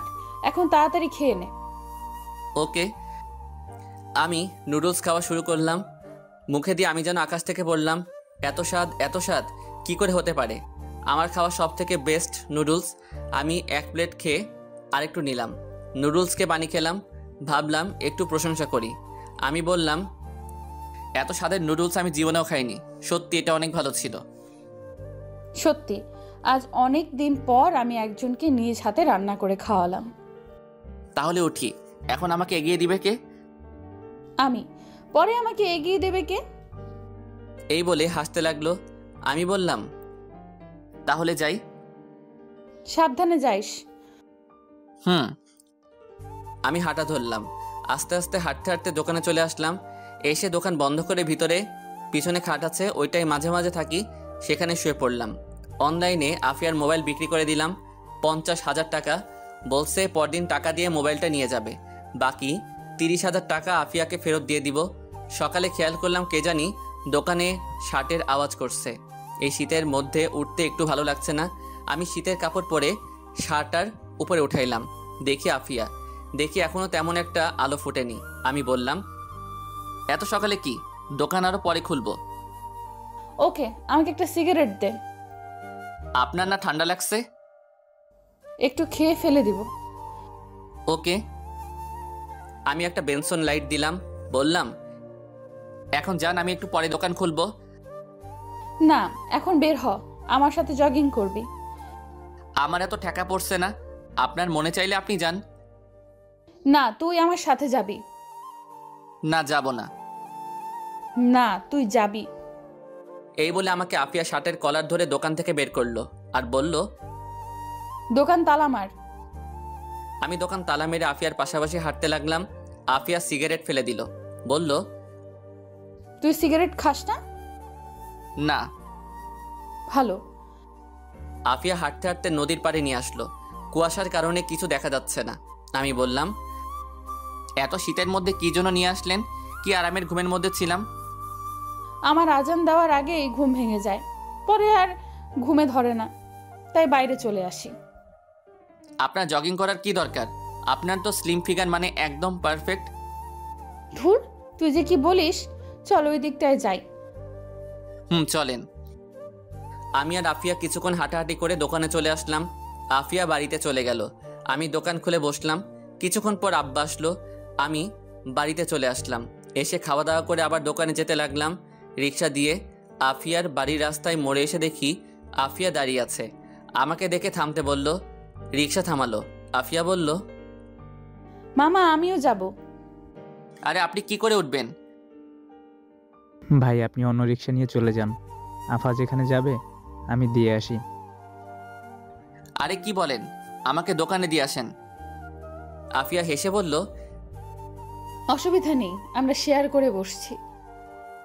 আরে না, আপনিই যান, আমি অন্য রিক্সা দিয়ে আসছি। চুপচাপ বসো, আমার হাত ধরো। এই বলে আফিয়া তার হাত বাড়ালো। আমি অনিচ্ছা সত্ত্বেও আফিয়ার হাত ধরে টান দিয়ে আমার পাশে বসালাম। আমাদের দুজনকে এভাবে দেখে মানুষ আর চোখে তাকাতে লাগলো। আমি লজ্জায় মুখ ঢেকে ফেললাম। কিছুক্ষণের মধ্যেই দোকানে পৌঁছালাম। দুপুরের খাবার নিয়ে এসেছি। আমি আসলে আব্বা চলে গেল। আফিয়া আরও আগেই নেমে গিয়েছে। ঘন্টাখানেক পর দেখি আফিয়া আমার দোকানের পাশে দাঁড়িয়ে কয়েকটি ছেলের সাথে কথা বলছে। তার মধ্যে দোকানে একটা মেয়ে কাস্টমার আসলো। বলল, একটা নাম্বার লিখেন, 019129115। থাক, এখনকার যুগে ফ্লেক্স লোড করেই শান্তি পাই না। একটা মিনিট কার্ড দেন। মানে? নাম্বার দিলে পরে আবার এই নাম্বারে ফোন দিয়ে জ্বালাতন করবে। আপনাদের মতো ছেলেদের আমার চেনা আছে। আপনারা সুন্দরী মেয়ে দেখলেই মাথা ঠিক থাকে না। দেন মিনিট কার্ড দেন। সব কিছুই ঠিক ছিল, তোর নাম্বার দিতে অসুবিধা, তুই মিনিট কার্ড নিবি ভালো কথা, তুই এসব আলতু ফালতু পেঁচাল পারস কেন? মেজাজটা সাথে সাথে গরম হয়ে যায়। আমি বললাম, মিনিট কার্ড আপনার কাছে বিক্রি করবো না, অন্য কোনো দোকান থেকে নেন। মিনিট কার্ড নেই মানে? ও বুঝেছি, আমার নাম্বারটা চাস। সেটা তুই আমাকে সরাসরি বললেই চলতো। এমনিতেই তুই হ্যান্ডসাম, তোরেই দেওয়া যায়। আমার মতো সুন্দরী মেয়েদের পিছনে ছেলেরা লাইন ধরে থাকে। আচ্ছা নে, নাম্বারটা তোল। আমি মেয়েটার দিকে তাকাতেই আমার কেমন যেন লাগছে। ঠোঁটে গাঢ় লিপস্টিক, যেটা আমার একদম পছন্দ নয়। বুকের উরু দুটো স্পষ্ট বোঝা যাচ্ছে। এমনিতেই মেজাজ গরম হয়ে আছে। আমি বললাম, সরেন তো দেখি। বাইরে তাকিয়ে দেখি কোনো ছেলে পেলে তো নেই, এমনকি বাইরে একটা কুত্তাও নেই। আমি বললাম, কোথায় আপনার জন্য না বলে ছেলেরা লাইন ধরে দাঁড়িয়ে থাকে? কোথায়? বাইরে তো একটা কুত্তাও নেই। মেয়েটা অপমান লোকানোর জন্য তোতলাতে তোতলাতে বলল, তোরে দেখাইতে হবে, এখন নাম্বার তোল। আপনার মন মানসিকতায় সমস্যা আছে। আপনার কাছে আমি ফ্লেক্সিলোড বিক্রি করব না, যান এখান থেকে। কি? আমার মন মানসিকতায় সমস্যা? তোদের মতো লুচ্চা ছেলেদের জন্য আজকে আমার মতো সুন্দরী মেয়েরা শান্তি মতো ফ্লেক্সিলোডও করতে পারে না। ওকে ফাইন, আপনি ফ্লেক্সিলোড করেন না। আমাদের চিল্লাচিল্লির আওয়াজ শুনে আফিয়া দোকানে আসলো। বলল, কি হয়েছে? এই মেয়ে, তুমি কে? ওর সাথে ঝামেলা করছো কেন? ঝামেলা করবো না তো কি করব, লুচ্চা একটা। আফিয়া আপনি শোনেন, উনি এসে বলেন নাম্বার লিখতে, কিন্তু নাম্বার না দিয়ে উনি বলেন আমি বলে আবার ফোন করে ডিস্টার্ব করব। আমি বলে লুইচ্চা, আরও কত কিছু বলল। আফিয়া ঠাস ঠাস করে মেয়েটার গালে চড় দিল। বলল, তোর সাহস তো কম না, তুই কি করে ইমাদকে লুচ্চা বলিস? তোর নাম্বার দিতে এতই প্রবলেম, তাহলে ফ্লেক্সিলোড করতে আসছিস কেন? আপনার সাহস তো কম না? আপনি কি করে আমায় চড় মারলেন? জানেন আমি কে? এই এলাকার চেয়ারম্যানের মেয়ে। আব্বারে বললে আপনাদের সবগুলোরে এখন ভোগে পাঠাবে। এক্ষুনি তোর আব্বারে ফোন দে। ও তোর মোবাইলে তো ব্যালেন্স নাই, দাঁড়া আমি কল দিচ্ছি। এই বলে আফিয়া কাকে যেন কল করলো। ফোন ধরলে বলল, কেমন আছেন আঙ্কেল? আপনার মেয়ের নাম যেন কি? ও এখানে একটু ঝামেলা করছে, ওকে একটু বোঝান তো। এই নে মোবাইল ধর। মেয়েটা মোবাইল ধরলো। কতক্ষণ কথা বলে বলল, লাস্টে বলল, আচ্ছা। সরি আপু, কিছু মনে করবেন না, আসলে আমি একটু বেশি বাড়াবাড়ি করে ফেলেছি। ইমাদ সরি, আমি যাই। নেক্সট টাইম এই এলাকায় সাবধানে চলাফেরা করবি, যাও। ওকে আপু। এই বলে মেয়েটা চলে গেল। আফিয়া ছেলেগুলোর সাথে দুই একটা কথা বলে দোকানে এসে বসলো। আসলে তুই তো লুচ্চাই।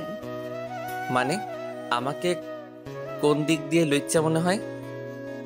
অনেক দিক দিয়ে। যাই হোক, মেয়েটাকে মারা আপনার ঠিক হয়নি। আমি তোর জন্য মেয়েটাকে মারলাম আর তুই বলিস ঠিক হয়নি? হুম। সিগারেট দে একটা। না, দিব না। আপনার সিগারেট খাওয়া বন্ধ। তুই বলছিস, যা আর খাবো না। সত্যি? আমার জন্য আপনি কেন সিগারেট খাওয়া ছেড়ে দিবেন? জানি না। খাওয়া দাওয়া করছেন? না। চলেন খাওয়া দাওয়া করি। না, তার চেয়ে ভালো তুই আমার বাসায় চল যাই, সেখানে খাওয়া দাওয়া করে চলে আসিস। না, আজকে টাইম শর্ট, আরেকদিন। ওকে, তুই খাওয়া দাওয়া কর, আমি বাড়ি যাই। রাতে কিছু জিনিস লাগবে। এই রিক্সা। আফিয়া রিক্সা দিয়ে চলে গেল। আমি খাওয়া দাওয়া করে রাত 9টা পর্যন্ত বেচাকেনা করলাম। এর মধ্যে আফিয়ার মোবাইলটা নিয়ে গেল টাকা দিয়ে। ভাবতেছি বাকি টাকা কি আফিয়াকে দিয়ে দিব নাকি আফিয়ার জন্য আরেকটা মোবাইল কিনে দিব। ধুর, ওর টাকা ওকে দিয়ে দিব। এখন বের হব বাড়িতে যাওয়ার জন্য। এমন সময় আফিয়া আসলো, বলল 5 কেজি চাউল দে। এখন কিছু দিতে পারবো না, দোকান বন্ধ করে ফেলবো, আগামীকাল নিয়েন। এখন দে। ওকে। আর কিছু লাগলে তাড়াতাড়ি বললেন। আফিয়া আরও কিছু জিনিসপত্র বলল, সেগুলো দিলাম। কত টাকা বিল হলো বললাম, সেগুলো দিলাম। আফিয়া টাকা দিল। আমি বললাম, আপনার আইফোন বিক্রি করেছি, এই নেন আপনার বাকি 30,000 টাকা। তোরে কে বলছে বিক্রি করতে? আমি তো টাকা দিয়ে মোবাইল নিতাম। আপনি কবে টাকা নিয়ে আসবেন সেই আশায় আমি বসে থাকবো, এখন টাকা দিবেন না? তাহলে আগামীকাল আমাকে মার্কেটে নিয়ে গিয়ে মোবাইল কিনে দিবি। আমার টাইম নেই। ধরেন আপনার টাকা, এখন কি করবেন আপনি জানেন। তুই আমাকে নিয়ে যাবি, এটা আমার পরিষ্কার কথা। আচ্ছা দেখি। আমি তাড়াতাড়ি দোকান থেকে বের হলাম, কারণ বাইরে একটা রিক্সা দাঁড় করিয়ে রাখছিলাম। আমি আগে গিয়ে রিক্সায় উঠে পড়লাম। আফিয়া বলল, আমি এত কিছু নিয়ে কি করব? আপনি থাকেন, আমাকে দিয়ে আপনাকে নিয়ে যাবে। কি অকৃতজ্ঞ ছেলে রে তুই! একটা মেয়েকে তুই এভাবে ফেলে চলে যাবি? এর চেয়ে বেশি আর কি বা করতে পারি? তুই জানিস তোর যে এখন এখান থেকে হেঁটে যেতে হবে? জানি। তাহলে চল একসাথে শেয়ার করে যাই। না, আপনি যান, আমি পরে আসছি। এই বলে আমি রিক্সা থেকে নেমে গেলাম। আফিয়ার জিনিসপত্রগুলো উঠালাম। আফিয়া রিক্সায় উঠে বসলো। আফিয়া বলল, উঠবি নাকি চলে যাব? মামা ওকে নামিয়ে দিয়ে আবার এখানে আসবেন। রিক্সা আর এখানে আসবে না, মন চাইলে উঠ, না হলে হেঁটে আয়। আমি জানি আফিয়া যেটা বলবে রিক্সাওয়ালা সেটাই শুনবে। আমি বাধ্য হয়ে আফিয়ার পাশে বসলাম। রিক্সা চলা শুরু করলো। আফিয়া আমার সাথে আরো ঘেঁষে বসলো। অনেক শীত, আরো ঘেঁষে বস, তাহলে শীত লাগবে না। আপনার পাশে বসলেই এমনিতেই শরীর গরম হয়ে যায়। আফিয়া আমার হাতের মধ্যে নিজের নরম উষ্ণ হাতটা রাখলো। আমি আফিয়ার দিকে তাকালাম, চারদিকে অন্ধকার। আফিয়া আমার হাত শক্ত করে ধরে আমার সাথে আরো ঘেঁষে বসলো। আমি কিছুই বুঝতে পারছি না, কিন্তু একটা জিনিস বুঝতে পারছি, আফিয়া তার ভিতরের কষ্টগুলো অনুভূতির মাধ্যমে জানান দিতে যাচ্ছে। আমি আমার হাতটা সরিয়ে নিলাম। কিছুক্ষণের মধ্যেই আফিয়ার বাড়ির সামনে চলে আসলো। আফিয়া নেমে গেল, আমিও বাড়িতে চলে আসলাম। আফিয়া আমার হাতের মধ্যে নিজের নরম উষ্ণ হাতটা রাখলো। আমি আফিয়ার দিকে তাকালাম, চারদিকে অন্ধকার।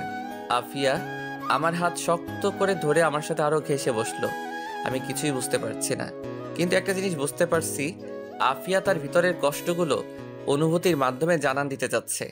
আমি আমার হাতটা সরিয়ে নিলাম। কিছুক্ষণের মধ্যে আফিয়ার বাড়ির সামনে চলে আসলো। আফিয়া নেমে গেল, আমিও বাড়িতে চলে আসলাম। পরদিন খুব সকালে বের হয়ে দোকানে আসছি, প্রতিমধ্যে আফিয়ার সাথে দেখা। আমি ভাবলাম এ কোন ঝামেলায় পড়লাম। যেদিকে তাকাই সেদিকেই আফিয়া। সেই কেন আমার সামনে পড়ে? ওর কি কোনো মেয়ে বান্ধবী নাই? শুধু ছেলেদের মতো বাইরে ঘুরে বেড়ায়। অন্য দিক দিয়ে ওরে দেখলে ভালোই লাগে। ভাবতেছি প্রেমে পড়ে গেলাম নাকি। আফিয়া আমাকে দেখে বলল, কিরে এত সকালে কোথায় যাস? তার আগে আপনি বলেন, এত সকালে আপনি বাইরে কি করেন? এই শীতের সকাল আমার খুব ভালো লাগে। এত ঠান্ডার মধ্যে নিজেকে গরম রাখার মধ্যেই যেন একটা অনুভূতি, সেটা তোরে বলে বোঝাতে পারবো না। ও আজকে আরো পরে দোকান খুলিস। কেন? চল দুজনে মিলে একসাথে হাঁটি। এখান থেকে দোকান পর্যন্ত আমি হেঁটে যাব, এতটুকু পর্যন্ত একসাথে যেতে পারি? এইটুকু হলেই চলবে। তাহলে চলেন। আমি আর আফিয়া পাশাপাশি হাঁটতে লাগলাম। এত সকালে কুয়াশার মধ্যে সামনে কি আছে দেখা যাচ্ছে না। আমি ভাবলাম আফিয়ার ফ্যামিলি নিয়ে কিছু প্রশ্ন করি। আচ্ছা, আমি কি আপনাকে আপনি করেই ডাকবো নাকি তুমি করেই? আজ পর্যন্ত আমাকে তুমি কিংবা তুই বলার কেউ সাহস পায়নি, সবাই আপনি করে ডাকে। কিন্তু তুই আমার কাছে একটু স্পেশাল, সেজন্য তুই আমাকে যেটা খুশি ডাকতে পারোস। আপনার কাছে স্পেশাল, ভেরি ইন্টারেস্টিং। এই যে আপনি এত টাকার জিনিসপত্র কিনেন, এত টাকা কোথা থেকে পান? তোর দোকান থেকে কিনি তো, সেজন্য তুই আমাকে এত প্রশ্ন করতেছস। আজ থেকে তোর দোকানে মুখই দেখবো না। আচ্ছা, আমার দোকানের মুখ দেখেন না, তার আগে এটা বলে যান এত টাকা কোথায় পান? আব্বা ব্যাংকে কিছু টাকা রেখে গিয়েছিল, ওই টাকার লাভ দিয়ে চলি, আর ধান্দা তো আছে। বয়ফ্রেন্ড কয়টা? দেখছস আমার হাত, একটা চট দিব, এই শীতের মধ্যে আপনা আপনি গরম হয়ে যাবি। আমরা তো বখাটে মেয়ে, আমাদের সাথে আবার খেয়ে প্রেম করবে, হয়তো প্রেমের নামে কিছুদিন নাটক করবে, ব্যবহার করে ছুঁড়ে ফেলে দেবে। আসলে কি জানিস, যে যতই কথা বলুক, বিয়ে করার সময় সবাই সব থেকে ভালোটাই সিলেক্ট করে। তাই বলি কি আপনার বিয়ে করার ইচ্ছে নেই? জানি না। এই মুহূর্তে যদি একজন আপনাকে বিয়ে করার জন্য বলে, তাহলে আপনি কি করবেন? তোর কানের নিচে চড় মেরে বিয়ে করার স্বাদ ভুলিয়ে দেব। কেন? এমনি। এত প্রশ্ন করছিস কেন? করবি আমাকে বিয়ে? যত সব ফালতু কথাবার্তা। এখন তুই বল, তোর গার্লফ্রেন্ড কয়টা? একটা ছিল, রিয়া। ওর তো বিয়ে হয়ে গেছে, এখন কোনো গার্লফ্রেন্ড নাই। তোর আবার গার্লফ্রেন্ড না থাকতে পারে? এমনিতেই তুই যে হ্যান্ডসাম, তোরে দেখেই মেয়েরা ক্রাশ খাবেই। খাই তো, আপনাকে দেখে আর খেতে পারি না। ওকে, যদি তোর সাথে কোনো মেয়েকে দেখি, মনে করবি তুই মেয়েটাকে জীবনের লাস্ট বার দেখলি। আমি আফিয়ার কানে কানে গিয়ে বললাম, যদি ওই মেয়েটা তুমি হও। এই বলে আমি জোরে হেঁটে দোকানে চলে আসলাম। পিছনে তাকিয়ে দেখি আফিয়া তখনও সেখানে ঠাই দাঁড়িয়ে রইল। হয়তো এটা নিজের কানে বিশ্বাস করতে পারছে না। আফিয়ার জন্য আমার ভিতরে ভিতরে একটা ফিলিংস কাজ করতো। তার সাথে বেশি চলাফেরা করি, সেই জন্য নাকি ও সবসময় আমার চোখের সামনে থাকে। সেই জন্য আমি জানি না, কিন্তু ওকে কেন জানি আমার মন চায়। হয়তো আমি তার প্রেমে পড়ে গেছি, কিন্তু একটা বখাটে মেয়ের প্রেমে পড়লাম। বখাটে হয়তো কি হয়েছে, মেয়ে তো, এখন আমার নিজেরই করে নিতে হবে। আর আমি কোনো সময় আমার ভালোবাসার কথা বলবো না, কারণ ও তো বখাটে মেয়ে। কোন সময় মন ঘুরে যায় কে জানে, তারপরে ফান্দে ফেলে টাকা খাবে। আচ্ছা, দেখি কি হয়। এমনিতে আফিয়া অনেক সুন্দরী, আর ও নিজেকে প্রোটেক্ট করতে জানে। আমি দোকান খুলে বসলাম, দেখি আফিয়া আসলো। বলল, মোবাইল কিনতে কখন যাবি? আব্বা দোকানে আসুক, তারপর দেখি। ওকে। এই বলে আফিয়া হাসি দিল। হাসিটা আমার বুকে তীরের মতো বিঁধে গেল। আমি বললাম, এখন কোথায় যাবেন? বাসায়। বাসায় থাকবেন, আমি এসে নিয়ে যাব। আচ্ছা। এই বলে আমি আফিয়া চলে গেল। আমি বেচা কেনায় মনোযোগ দিলাম। একটানা 10টা পর্যন্ত বেচা কেনা করলে আব্বা আসলো। আমি বাড়িতে চলে আসলাম। এসে খাওয়া দাওয়া করে রেডি হয়ে আফিয়ার বাসার সামনে গেলাম। গিয়ে দরজায় টোকা দিলাম। একটু পর দরজা খুললো। দরজা খুললে আফিয়ার দিকে আমি আর চোখ সরাতে পারছি না। এটা আমি কি দেখছি? দেখি আফিয়া একটা লাল শাড়ি পরছে, চুলগুলো খোলা, ঠোঁটে লিপস্টিক, একেবারে আমার সামনে যেন জ্যান্ত পরেই দাঁড়িয়ে আছে। আফিয়া লজ্জা পেয়ে মাথা নিচু করে বলল, কিভাবে দেখতেছস? আমরা শুধু একটা মোবাইল কিনতে যাব, এইভাবে সাজার কোনো মানে আছে? এমনি সাজলাম, অনেকদিন ধরে সাজি না। আজকে কেন? অন্য কোনো দিন সাজতেন। আজকেই। এখন চল যাই। ওকে। মোবাইল কোনো চয়েস নেই, আমি যেটা কিনে দিব ওইটাই নিতে হবে। আচ্ছা। আফিয়া আর আমি একসাথে হেঁটে রাস্তায় আসলাম। ওইখান থেকে রিক্সা নিয়ে দুজনে এক রিক্সায় উঠলাম। উঠে মার্কেটের উদ্দেশ্যে রওনা দিলাম। মার্কেটে যে এলাকায় থাকি এর বাইরে অন্য এলাকায় পড়ছে। মার্কেটে গিয়ে পছন্দ মতো একটা মোবাইল পছন্দ করে আফিয়াকে দিলাম। আফিয়া সেটা সাদরে বরণ করলো। আফিয়া চেষ্টা করলো আমাকে কোনো রেস্টুরেন্টে ঢোকাতে, কিন্তু আমি দোকানের কথা বলে কেটে পড়ি।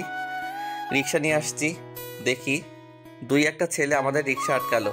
ছেলেটা বলল, কেমন আছেন আফিয়া আপু? ভালো, তোরা কেমন? আপনি আমাদের দিকে তাকান না, কি করে ভালো থাকবো? অন্য একটা ছেলে বলল, কি আপু, নতুন ভাতার নাকি? মানে? কিরে, রাতে কত দিস? আমাদের তো টাকা পয়সা আছে, আমাদেরও মন চায় করতে। ইদানিং দেখছি আফিয়া আপু সুন্দরী হচ্ছে। আমি রিক্সা থেকে নেমে একটাকে কষিয়ে চড় দিলাম, আরেকটা আমাকে মারতে আসলো, আমি তাকেও কষিয়ে চড় দিলাম। দুজনে চড় খেয়ে আমাকে বকতে লাগলো। আমি বললাম, ওই মামা রিক্সা টান দেন।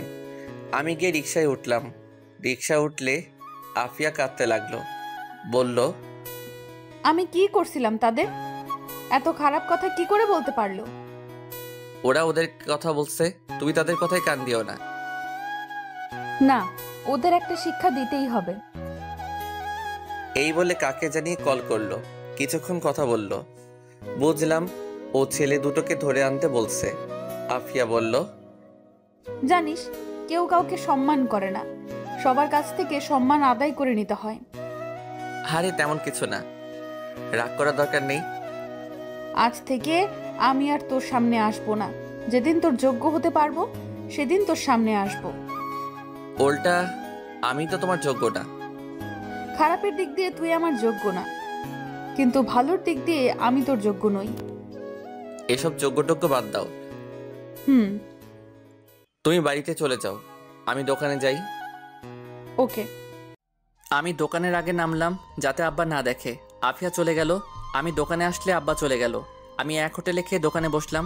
সন্ধ্যার দিকে দেখি আফিয়া ওই দুই ছেলেকে ধরে আমার দোকানের সামনে আনলো। সাথে 20-30 জন ছেলে আফিয়ার আগে গজগজ করছে। মনে হচ্ছে এই দুটোকে মেরেই ফেলবে। আফিয়া বলল, বল তাদের আমি কি করেছিলাম? এরকম খারাপ মন্তব্য কেন করছিস? সরি আপু, ভুল হয়ে গেছে, আর জীবনেও এমন হবে না। এখন যেটা করছিস সেটার কি হবে? প্লিজ আপু, মাফ করে দিন। না, তোদের কোনো মাফ নেই।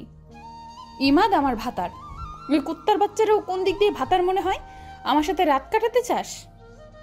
এটা বলার সাথে সাথেই আফিয়ার পক্ষের এক ছেলে ওই ছেলে দুটোর মুখে লাথি মারল। বলল, তুই কোন মুখ দিয়ে এই কথা বের করিস? এখন পর্যন্ত আমরা আপুর দিকে চোখ তুলে কথা বলার সাহস করি নাই, আর তোদের কি সাহস? আপু, এদের আমি কোনোভাবেই মাপ করতে পারবো না। আমি বুঝতে পারলাম ওদের চোখে প্রতিশোধের আগুন জ্বলতেছে, যে কোনো সময় ছেলে দুটোকে মেরে ফেলতে পারে। আমি বললাম, ভাই শুনেন, আফিয়া আপু শুনেন, ওরা দুজন হয়তো না জেনে ভুলে ফেলেছে। আমি খেয়াল করছিলাম তখন তারা দুজন নেশার মধ্যে ছিল, তাই হয়তো ভুলভাল বলেছিল। থাক আপু, মাফ করে দেন। না, ওদের কোনোভাবেই মাফ করব না। ও দুজন জানতো আমি কে। জেনে শুনে ও আমাকে খারাপ মন্তব্য করছে। এই ওদের আমার সাথে রাত কাটানোর স্বাদ মিটিয়ে দে। এটা বলার সাথে সাথে কয়েকজন ছেলে ওদের ধরল। একজন ছেলে তার কোমরের বেল্ট খুলল। বুঝলাম এখন তাদের বেদম পেটাবে। আমি বললাম, আপু হয়তো তারা ভুল করে ফেলেছে নেশার কারণে, থাক এইবারের মতো মাফ করে দেন। দেখি একজন ছেলে তাকে তাদের দুজনকে বেদম পেটাচ্ছে। আফিয়া বলল, থাম, এইবারের মতো তাদের দুজনকে মাফ করে দিলাম। আর সাবধান করে দে ওই এলাকার প্রত্যেকটা ছেলেকে, যারা তারা সাবধানে চলাফেরা করে। আর এরা দুজন সামনে পড়লেই মাইর হবে। আমি এমাদের কথাই তোদের মাফ করে দিলাম। যা তোরা দুজন। যাওয়ার সময় ছেলে দুটোকে যে যা পারে কিল চল লাথি দিয়ে দিল। আফিয়া সবার উদ্দেশ্যে বলল, রাকিব কোথায়? পিছন থেকে এক ছেলে বলল, বোধহয় সেই রাকিব। জি আপু, বলেন। জিনিয়া কে রে? কুদ্দুস চাচার মেয়ে। তোদের মধ্যে কি চলছে? তেমন কিছু না। জিনিয়াকে বিয়ে করবি? আজকে জিনিয়ার আব্বা আমার কাছে আসছে, তোর কথা বলছে বিয়েটা ঠিক করে দিতে। সমস্যাটা কি? কোনো সমস্যা নেই, কিছু টাকার শর্ট পড়ে। কত? 50,000। আসলে আপু কুদ্দুস চাচার একমাত্র মেয়ে, তাই চাচ্ছে একটু আয়োজন করে বিয়েটা দিতে, কিন্তু টাকার কারণে হচ্ছে না। তোর তো আব্বা নাই। না আপু। এই তোদের প্রত্যেকের মানিব্যাগে হাত দে, দে যত পারস দে। সবাই টাকা দিল, কেউ 1000, কেউ 500, কেউ 300, যে যত পারলো দিল। আফিয়া আমার দিকে তাকালো আর বলল, তুই কিছু দে, থাক তোরটা আমিই দিয়ে দিচ্ছি। না দাঁড়ান। আমি 1000 টাকা দিলাম। সবার কাছ থেকে টাকা নিয়ে সামনে আরও 2 দোকান আছে, সেখান থেকে টাকা উঠালো। সব টাকা রাকিবের হাতে দিয়ে বলল, এখন গোনার দরকার নেই, 1 সপ্তাহের মধ্যে বিয়ের তারিখ ঠিক করে সবাইকে দাওয়াত দিবি, কেউ যাতে বাদ না পড়ে।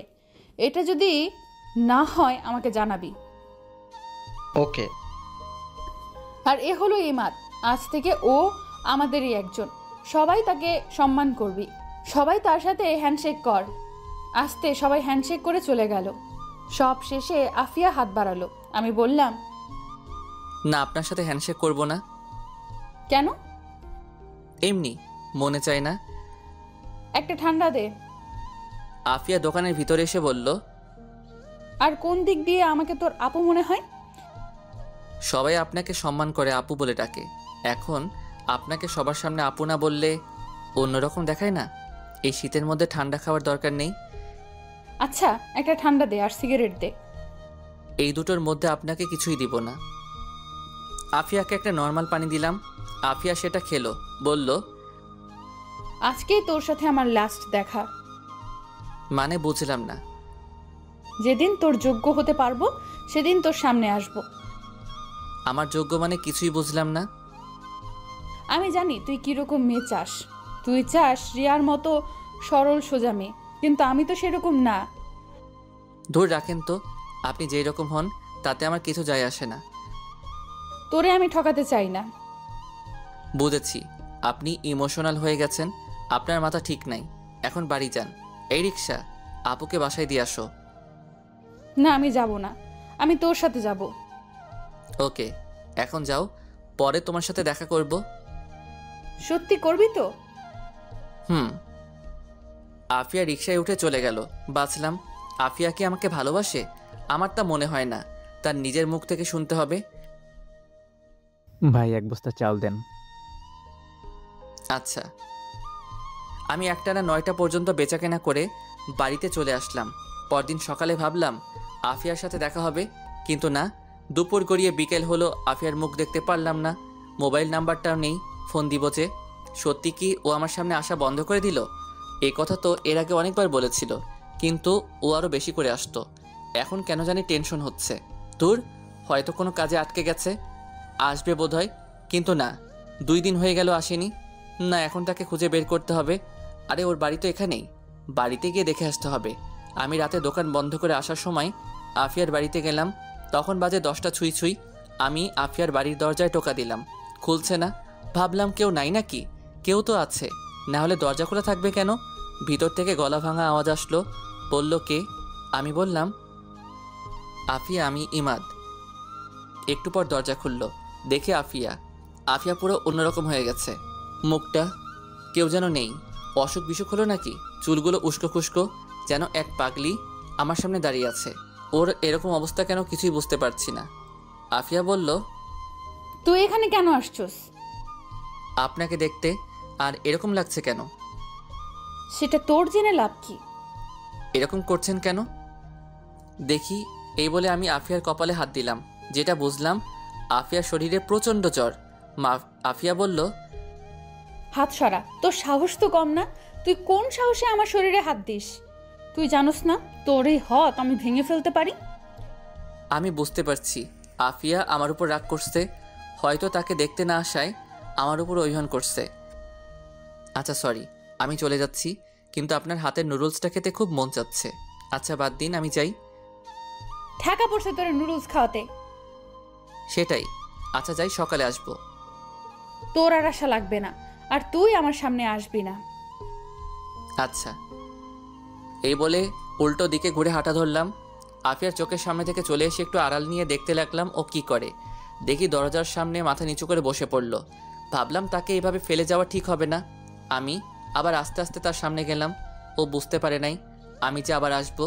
আমি বললাম, আফিয়া, জানি তুমি আমার উপর রাগ করছো, তাই বলে আমাকে এভাবে চলে যেতে বলবা? আফিয়া দাঁড়ালো, দেখি আফিয়া কাঁদছে। বলল, আমি আফিয়ার কাছে গিয়ে তাকে জড়িয়ে ধরলাম, কিন্তু সে কেঁদেই চলল। আফিয়ার শরীর আগুনের মতো গরম হয়ে আছে। তার শরীরের উত্তাপ আমার ঠান্ডা শরীর গরম করে দিচ্ছে।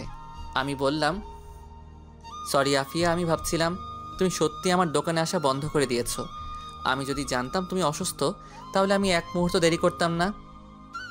আমি তোরে ভুল ভাবছিলাম আমার মতো বখাটে মেয়েরা কারো মন দখল করতে পারে না, কিন্তু আমি ভুল ভেবেছিলাম। তোমার বিছানা কোনটা? ওই দিকে। আমি আফিয়াকে বিছানায় শুয়ে দিয়ে মাথায় জলপট্টি দিয়ে দিলাম, কিছু খাইয়ে দিয়ে ওষুধ খাওয়ালাম। আমি বললাম, আগামীকাল মাকে তোমার কাছে পাঠাবো। সত্যি? তাহলে আমি যাই? না, আজকের রাতটা থেকে যা। না, খুব সকালে দোকানে যেতে হবে।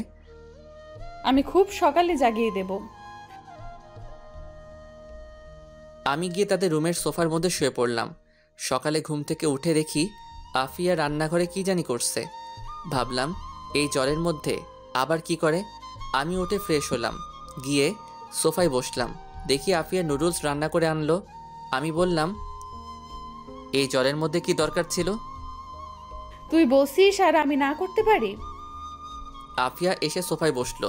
আমি আফিয়ার কপালে হাত রাখলাম, দেখি এখনো মারাত্মক জ্বর। আফিয়া আমার হাতটা নিয়ে তার ঘাড়ে রাখলো। তার ঘাড় আগুনের মতো গরম হয়ে আছে। আফিয়া বলল, তোর এই ঠান্ডা হাত এভাবেই রাখ, খুব ভালো লাগছে। তোর কাঁধে মাথা রাখতে পারি? না, এখন না, অন্য কোনো দিন। ওকে। আমি ঘড়ির দিকে তাকিয়ে দেখি 6:50 বেজে গেছে। শীতের দিনে সকাল খুব ছোট থাকে, তাড়াতাড়ি দোকানে যেতে হবে। আজকে দোকানে অনেক কাজ। আমি বললাম, আমি উঠি। কই, তুই তো নুডলস খেলি না? ও, আমি তো ভুলেই গেছিলাম, তোমার হাতের নুডলস আমি মিস করতে পারি? খেতে খেতে আমি বললাম, তুমি কতদিন ধরে এই বাসায় একা থাকো? 5 বছর ধরে। ভয় করে না? প্রথমে ভয় করতো, কিন্তু এখন মানিয়ে নিয়েছি। ভালো। এই এলাকা সম্পর্কে আমার অনেক কিছুই অজানা, একটু বলবা? কি জানতে চাস? এই এলাকাটা এত নির্জন কেন, আর সকল মানুষ তোমাকে ভয় পায় কেন? তেমন কোনো কারণ নেই। এই এলাকার মানুষগুলোই অন্যরকম। সন্ধ্যার পরে তারা বাইরে ঘোরাঘুরি করতে পছন্দ করে না, কারণ তারা স্ত্রীর প্রতি অনুগত। তারা ফ্যামিলিকে সময় দিতে পছন্দ করে। তুই দেখ, পাশের এলাকায় রাত 12টা পর্যন্ত রাস্তাঘাটে প্রচুর মানুষ। এই কারণে এই এলাকাটা নির্জন। দেখলাম এই এলাকার প্রত্যেকটা মানুষের বাড়ি খুব উন্নত। কারণটা কি? এই এলাকার প্রত্যেকটা মানুষ উচ্চশিক্ষায় শিক্ষিত, আর তারা অল্পতেই সন্তুষ্ট। সেজন্য দেখবি তারা বাইরের কোনো লোক ভাড়া দিতে চায় না। আর এই এলাকার ছেলেরা এলাকার কোনো মেয়েকে পছন্দ করে বিয়ে করে। এটা এই এলাকার অনেক পুরনো নিয়ম। তাই তুই যাদের দেখবি সবাইকে চেনা পরিচিত মনে হবে। বুঝলাম, কিন্তু তোমার এত পাওয়ার কেন? তোমার তো টাকা পয়সা, বাড়ি গাড়ি কিছুই নেই, তাহলে সবাই তোমাকে এত ভয় পায় কেন? এই এলাকায় মিনিমাম 300-র মতো বাড়ি আছে। এমন কোনো লোক নেই যে আমাকে চেনে না। কারণটা হলো আমার বাবা আমার আবার খুব পাওয়ার ছিল। এই এলাকার মানুষ পূর্বপুরুষদের বিশ্বাস করত। এই ধর, আমার আব্বার আগে আমার দাদা, এরকমভাবে আমাদের ফ্যামিলি, তারপর বাবা, বাবার পর আমি, এইভাবেই চলে আসছে। কিছু না থাকলেও তারা আমার কথা শুনতে বাধ্য, কারণ তোরে বলছিলাম না, তারা পূর্বপুরুষদের বিশ্বাস করে। এটাই এই এলাকার নিয়ম। কিন্তু আমি যে দেখলাম আপনি মাঝে মাঝে ছেলেদেরকে মারেন, আর আমার টাকা ছিনতাই করছো কেন? ওরা অন্য এলাকার, আমার এরকম কোনো ইচ্ছাই ছিল না। ওদের টাকার দরকার ছিল, তাই তারা করছে। পরে আমি জানতে পারি, পরে ভাবলাম তোর কাছে ছোট হয়ে লাভ নেই, তাই আর তোকে বলিনি। কিন্তু আমি কি জানতাম তুই এত চালাক। আচ্ছা, তোমার মা বাবা কিভাবে মারা গিয়েছে? রোড অ্যাক্সিডেন্টে। আব্বা আম্মার সাথে সাথে মারা যায়। আমি এইটুকুর জন্য বেঁচে যাই, তারপরেই আমার এখান দিয়ে মাংস নিয়ে যাই। এই বলে আফিয়া তার কোমরের কাপড় উঠিয়ে আমাকে দেখালো। দেখি সেখানে অনেকগুলো সিঁড়ির দাগ। আমি ঘড়ির দিকে তাকিয়ে দেখি অনেকটা সময় চলে গিয়েছে। আমি বললাম, তোমার সাথে আরও অনেক কথা আছে, কিন্তু আর টাইম নেই। আমি এখন উঠি। আর একটু বস না, আজ পরে দোকান খুলিস। না, আজকে একটু কাজ আছে, অন্য কোনো দিন। আর আমি মাকে পাঠাচ্ছি। ওকে। আচ্ছা, একটা প্রশ্ন ছিল। কর। ধরো এখন আমি তোমার ঘর থেকে বের হলাম, এখন কেউ দেখলো, পরে সে কি ভাববে? কিভাবে বল? ভাববে আমরা দুজন একসাথে এক বাড়িতে কি করছি। আফিয়া উঠে আমার পাশে বসলো আর বলল, কি করছি বল, আর কি ভাববে বল। থাক, কিছু না। না বল। এই বলে আফিয়া আমার সাথে ঘেঁষে বসলো। তার শরীরের উত্তাপ আমি টের পাচ্ছি। আমি বললাম,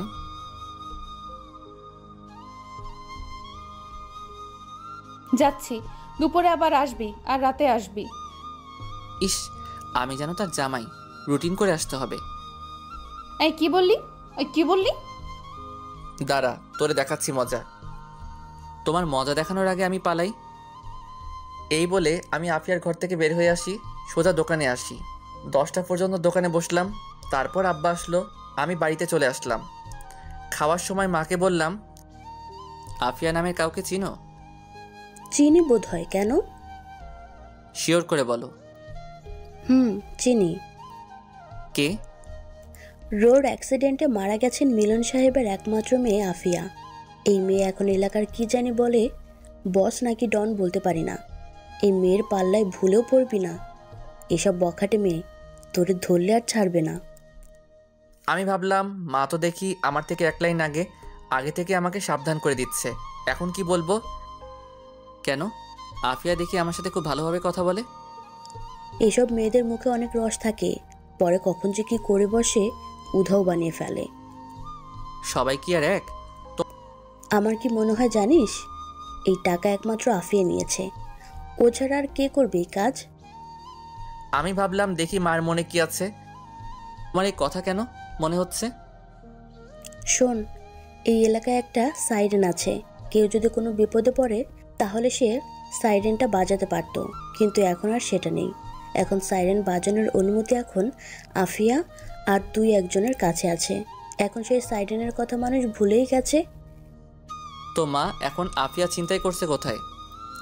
এটা সে উঠাই নাই, কারণ এখন সে যাতে ছিনতাই করতে পারে। আফিয়া ছিনতাই করছে এবং মা অলরেডি আফিয়া এই টাকাও দিয়ে দিয়েছে। কি বলিস?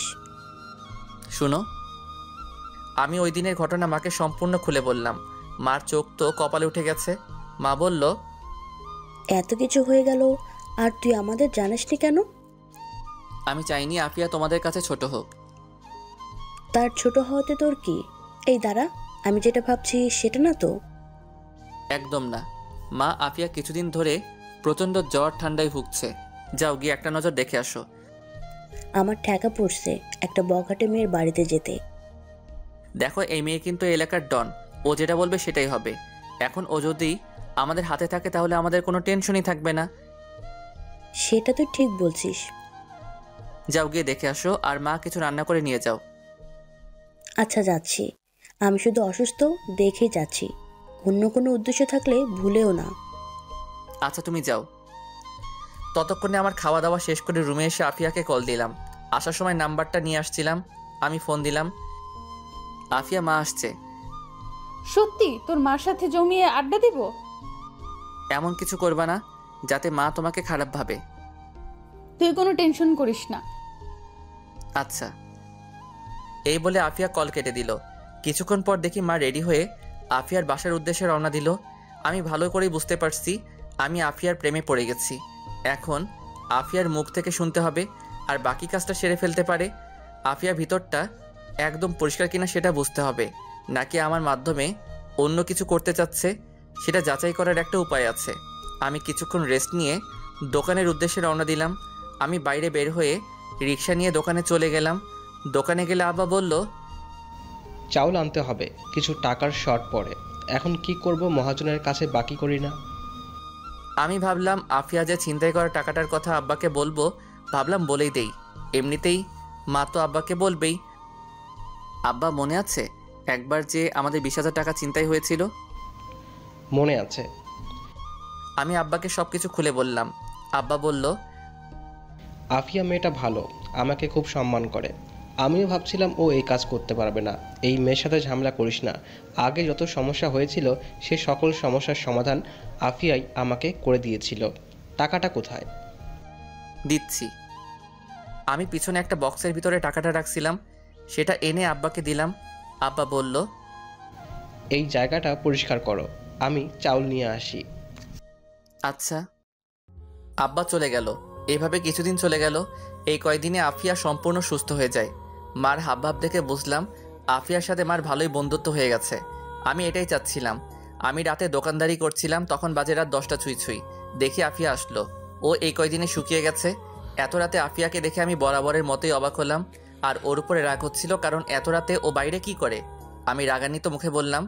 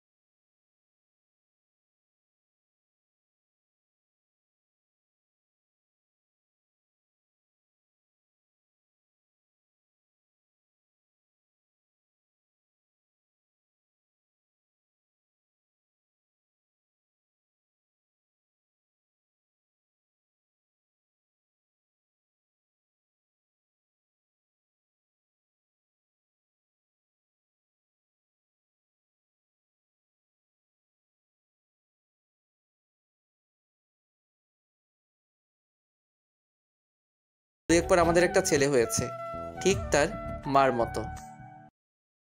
গল্পটি ভালো লাগলে অবশ্যই লাইক কমেন্ট শেয়ার করুন। সম্পূর্ণ গল্পটা শোনার জন্য আপনাদের অনেক ধন্যবাদ। এরকম আরও রোমান্টিক গল্প শুনতে চ্যানেলটিকে সাবস্ক্রাইব করুন।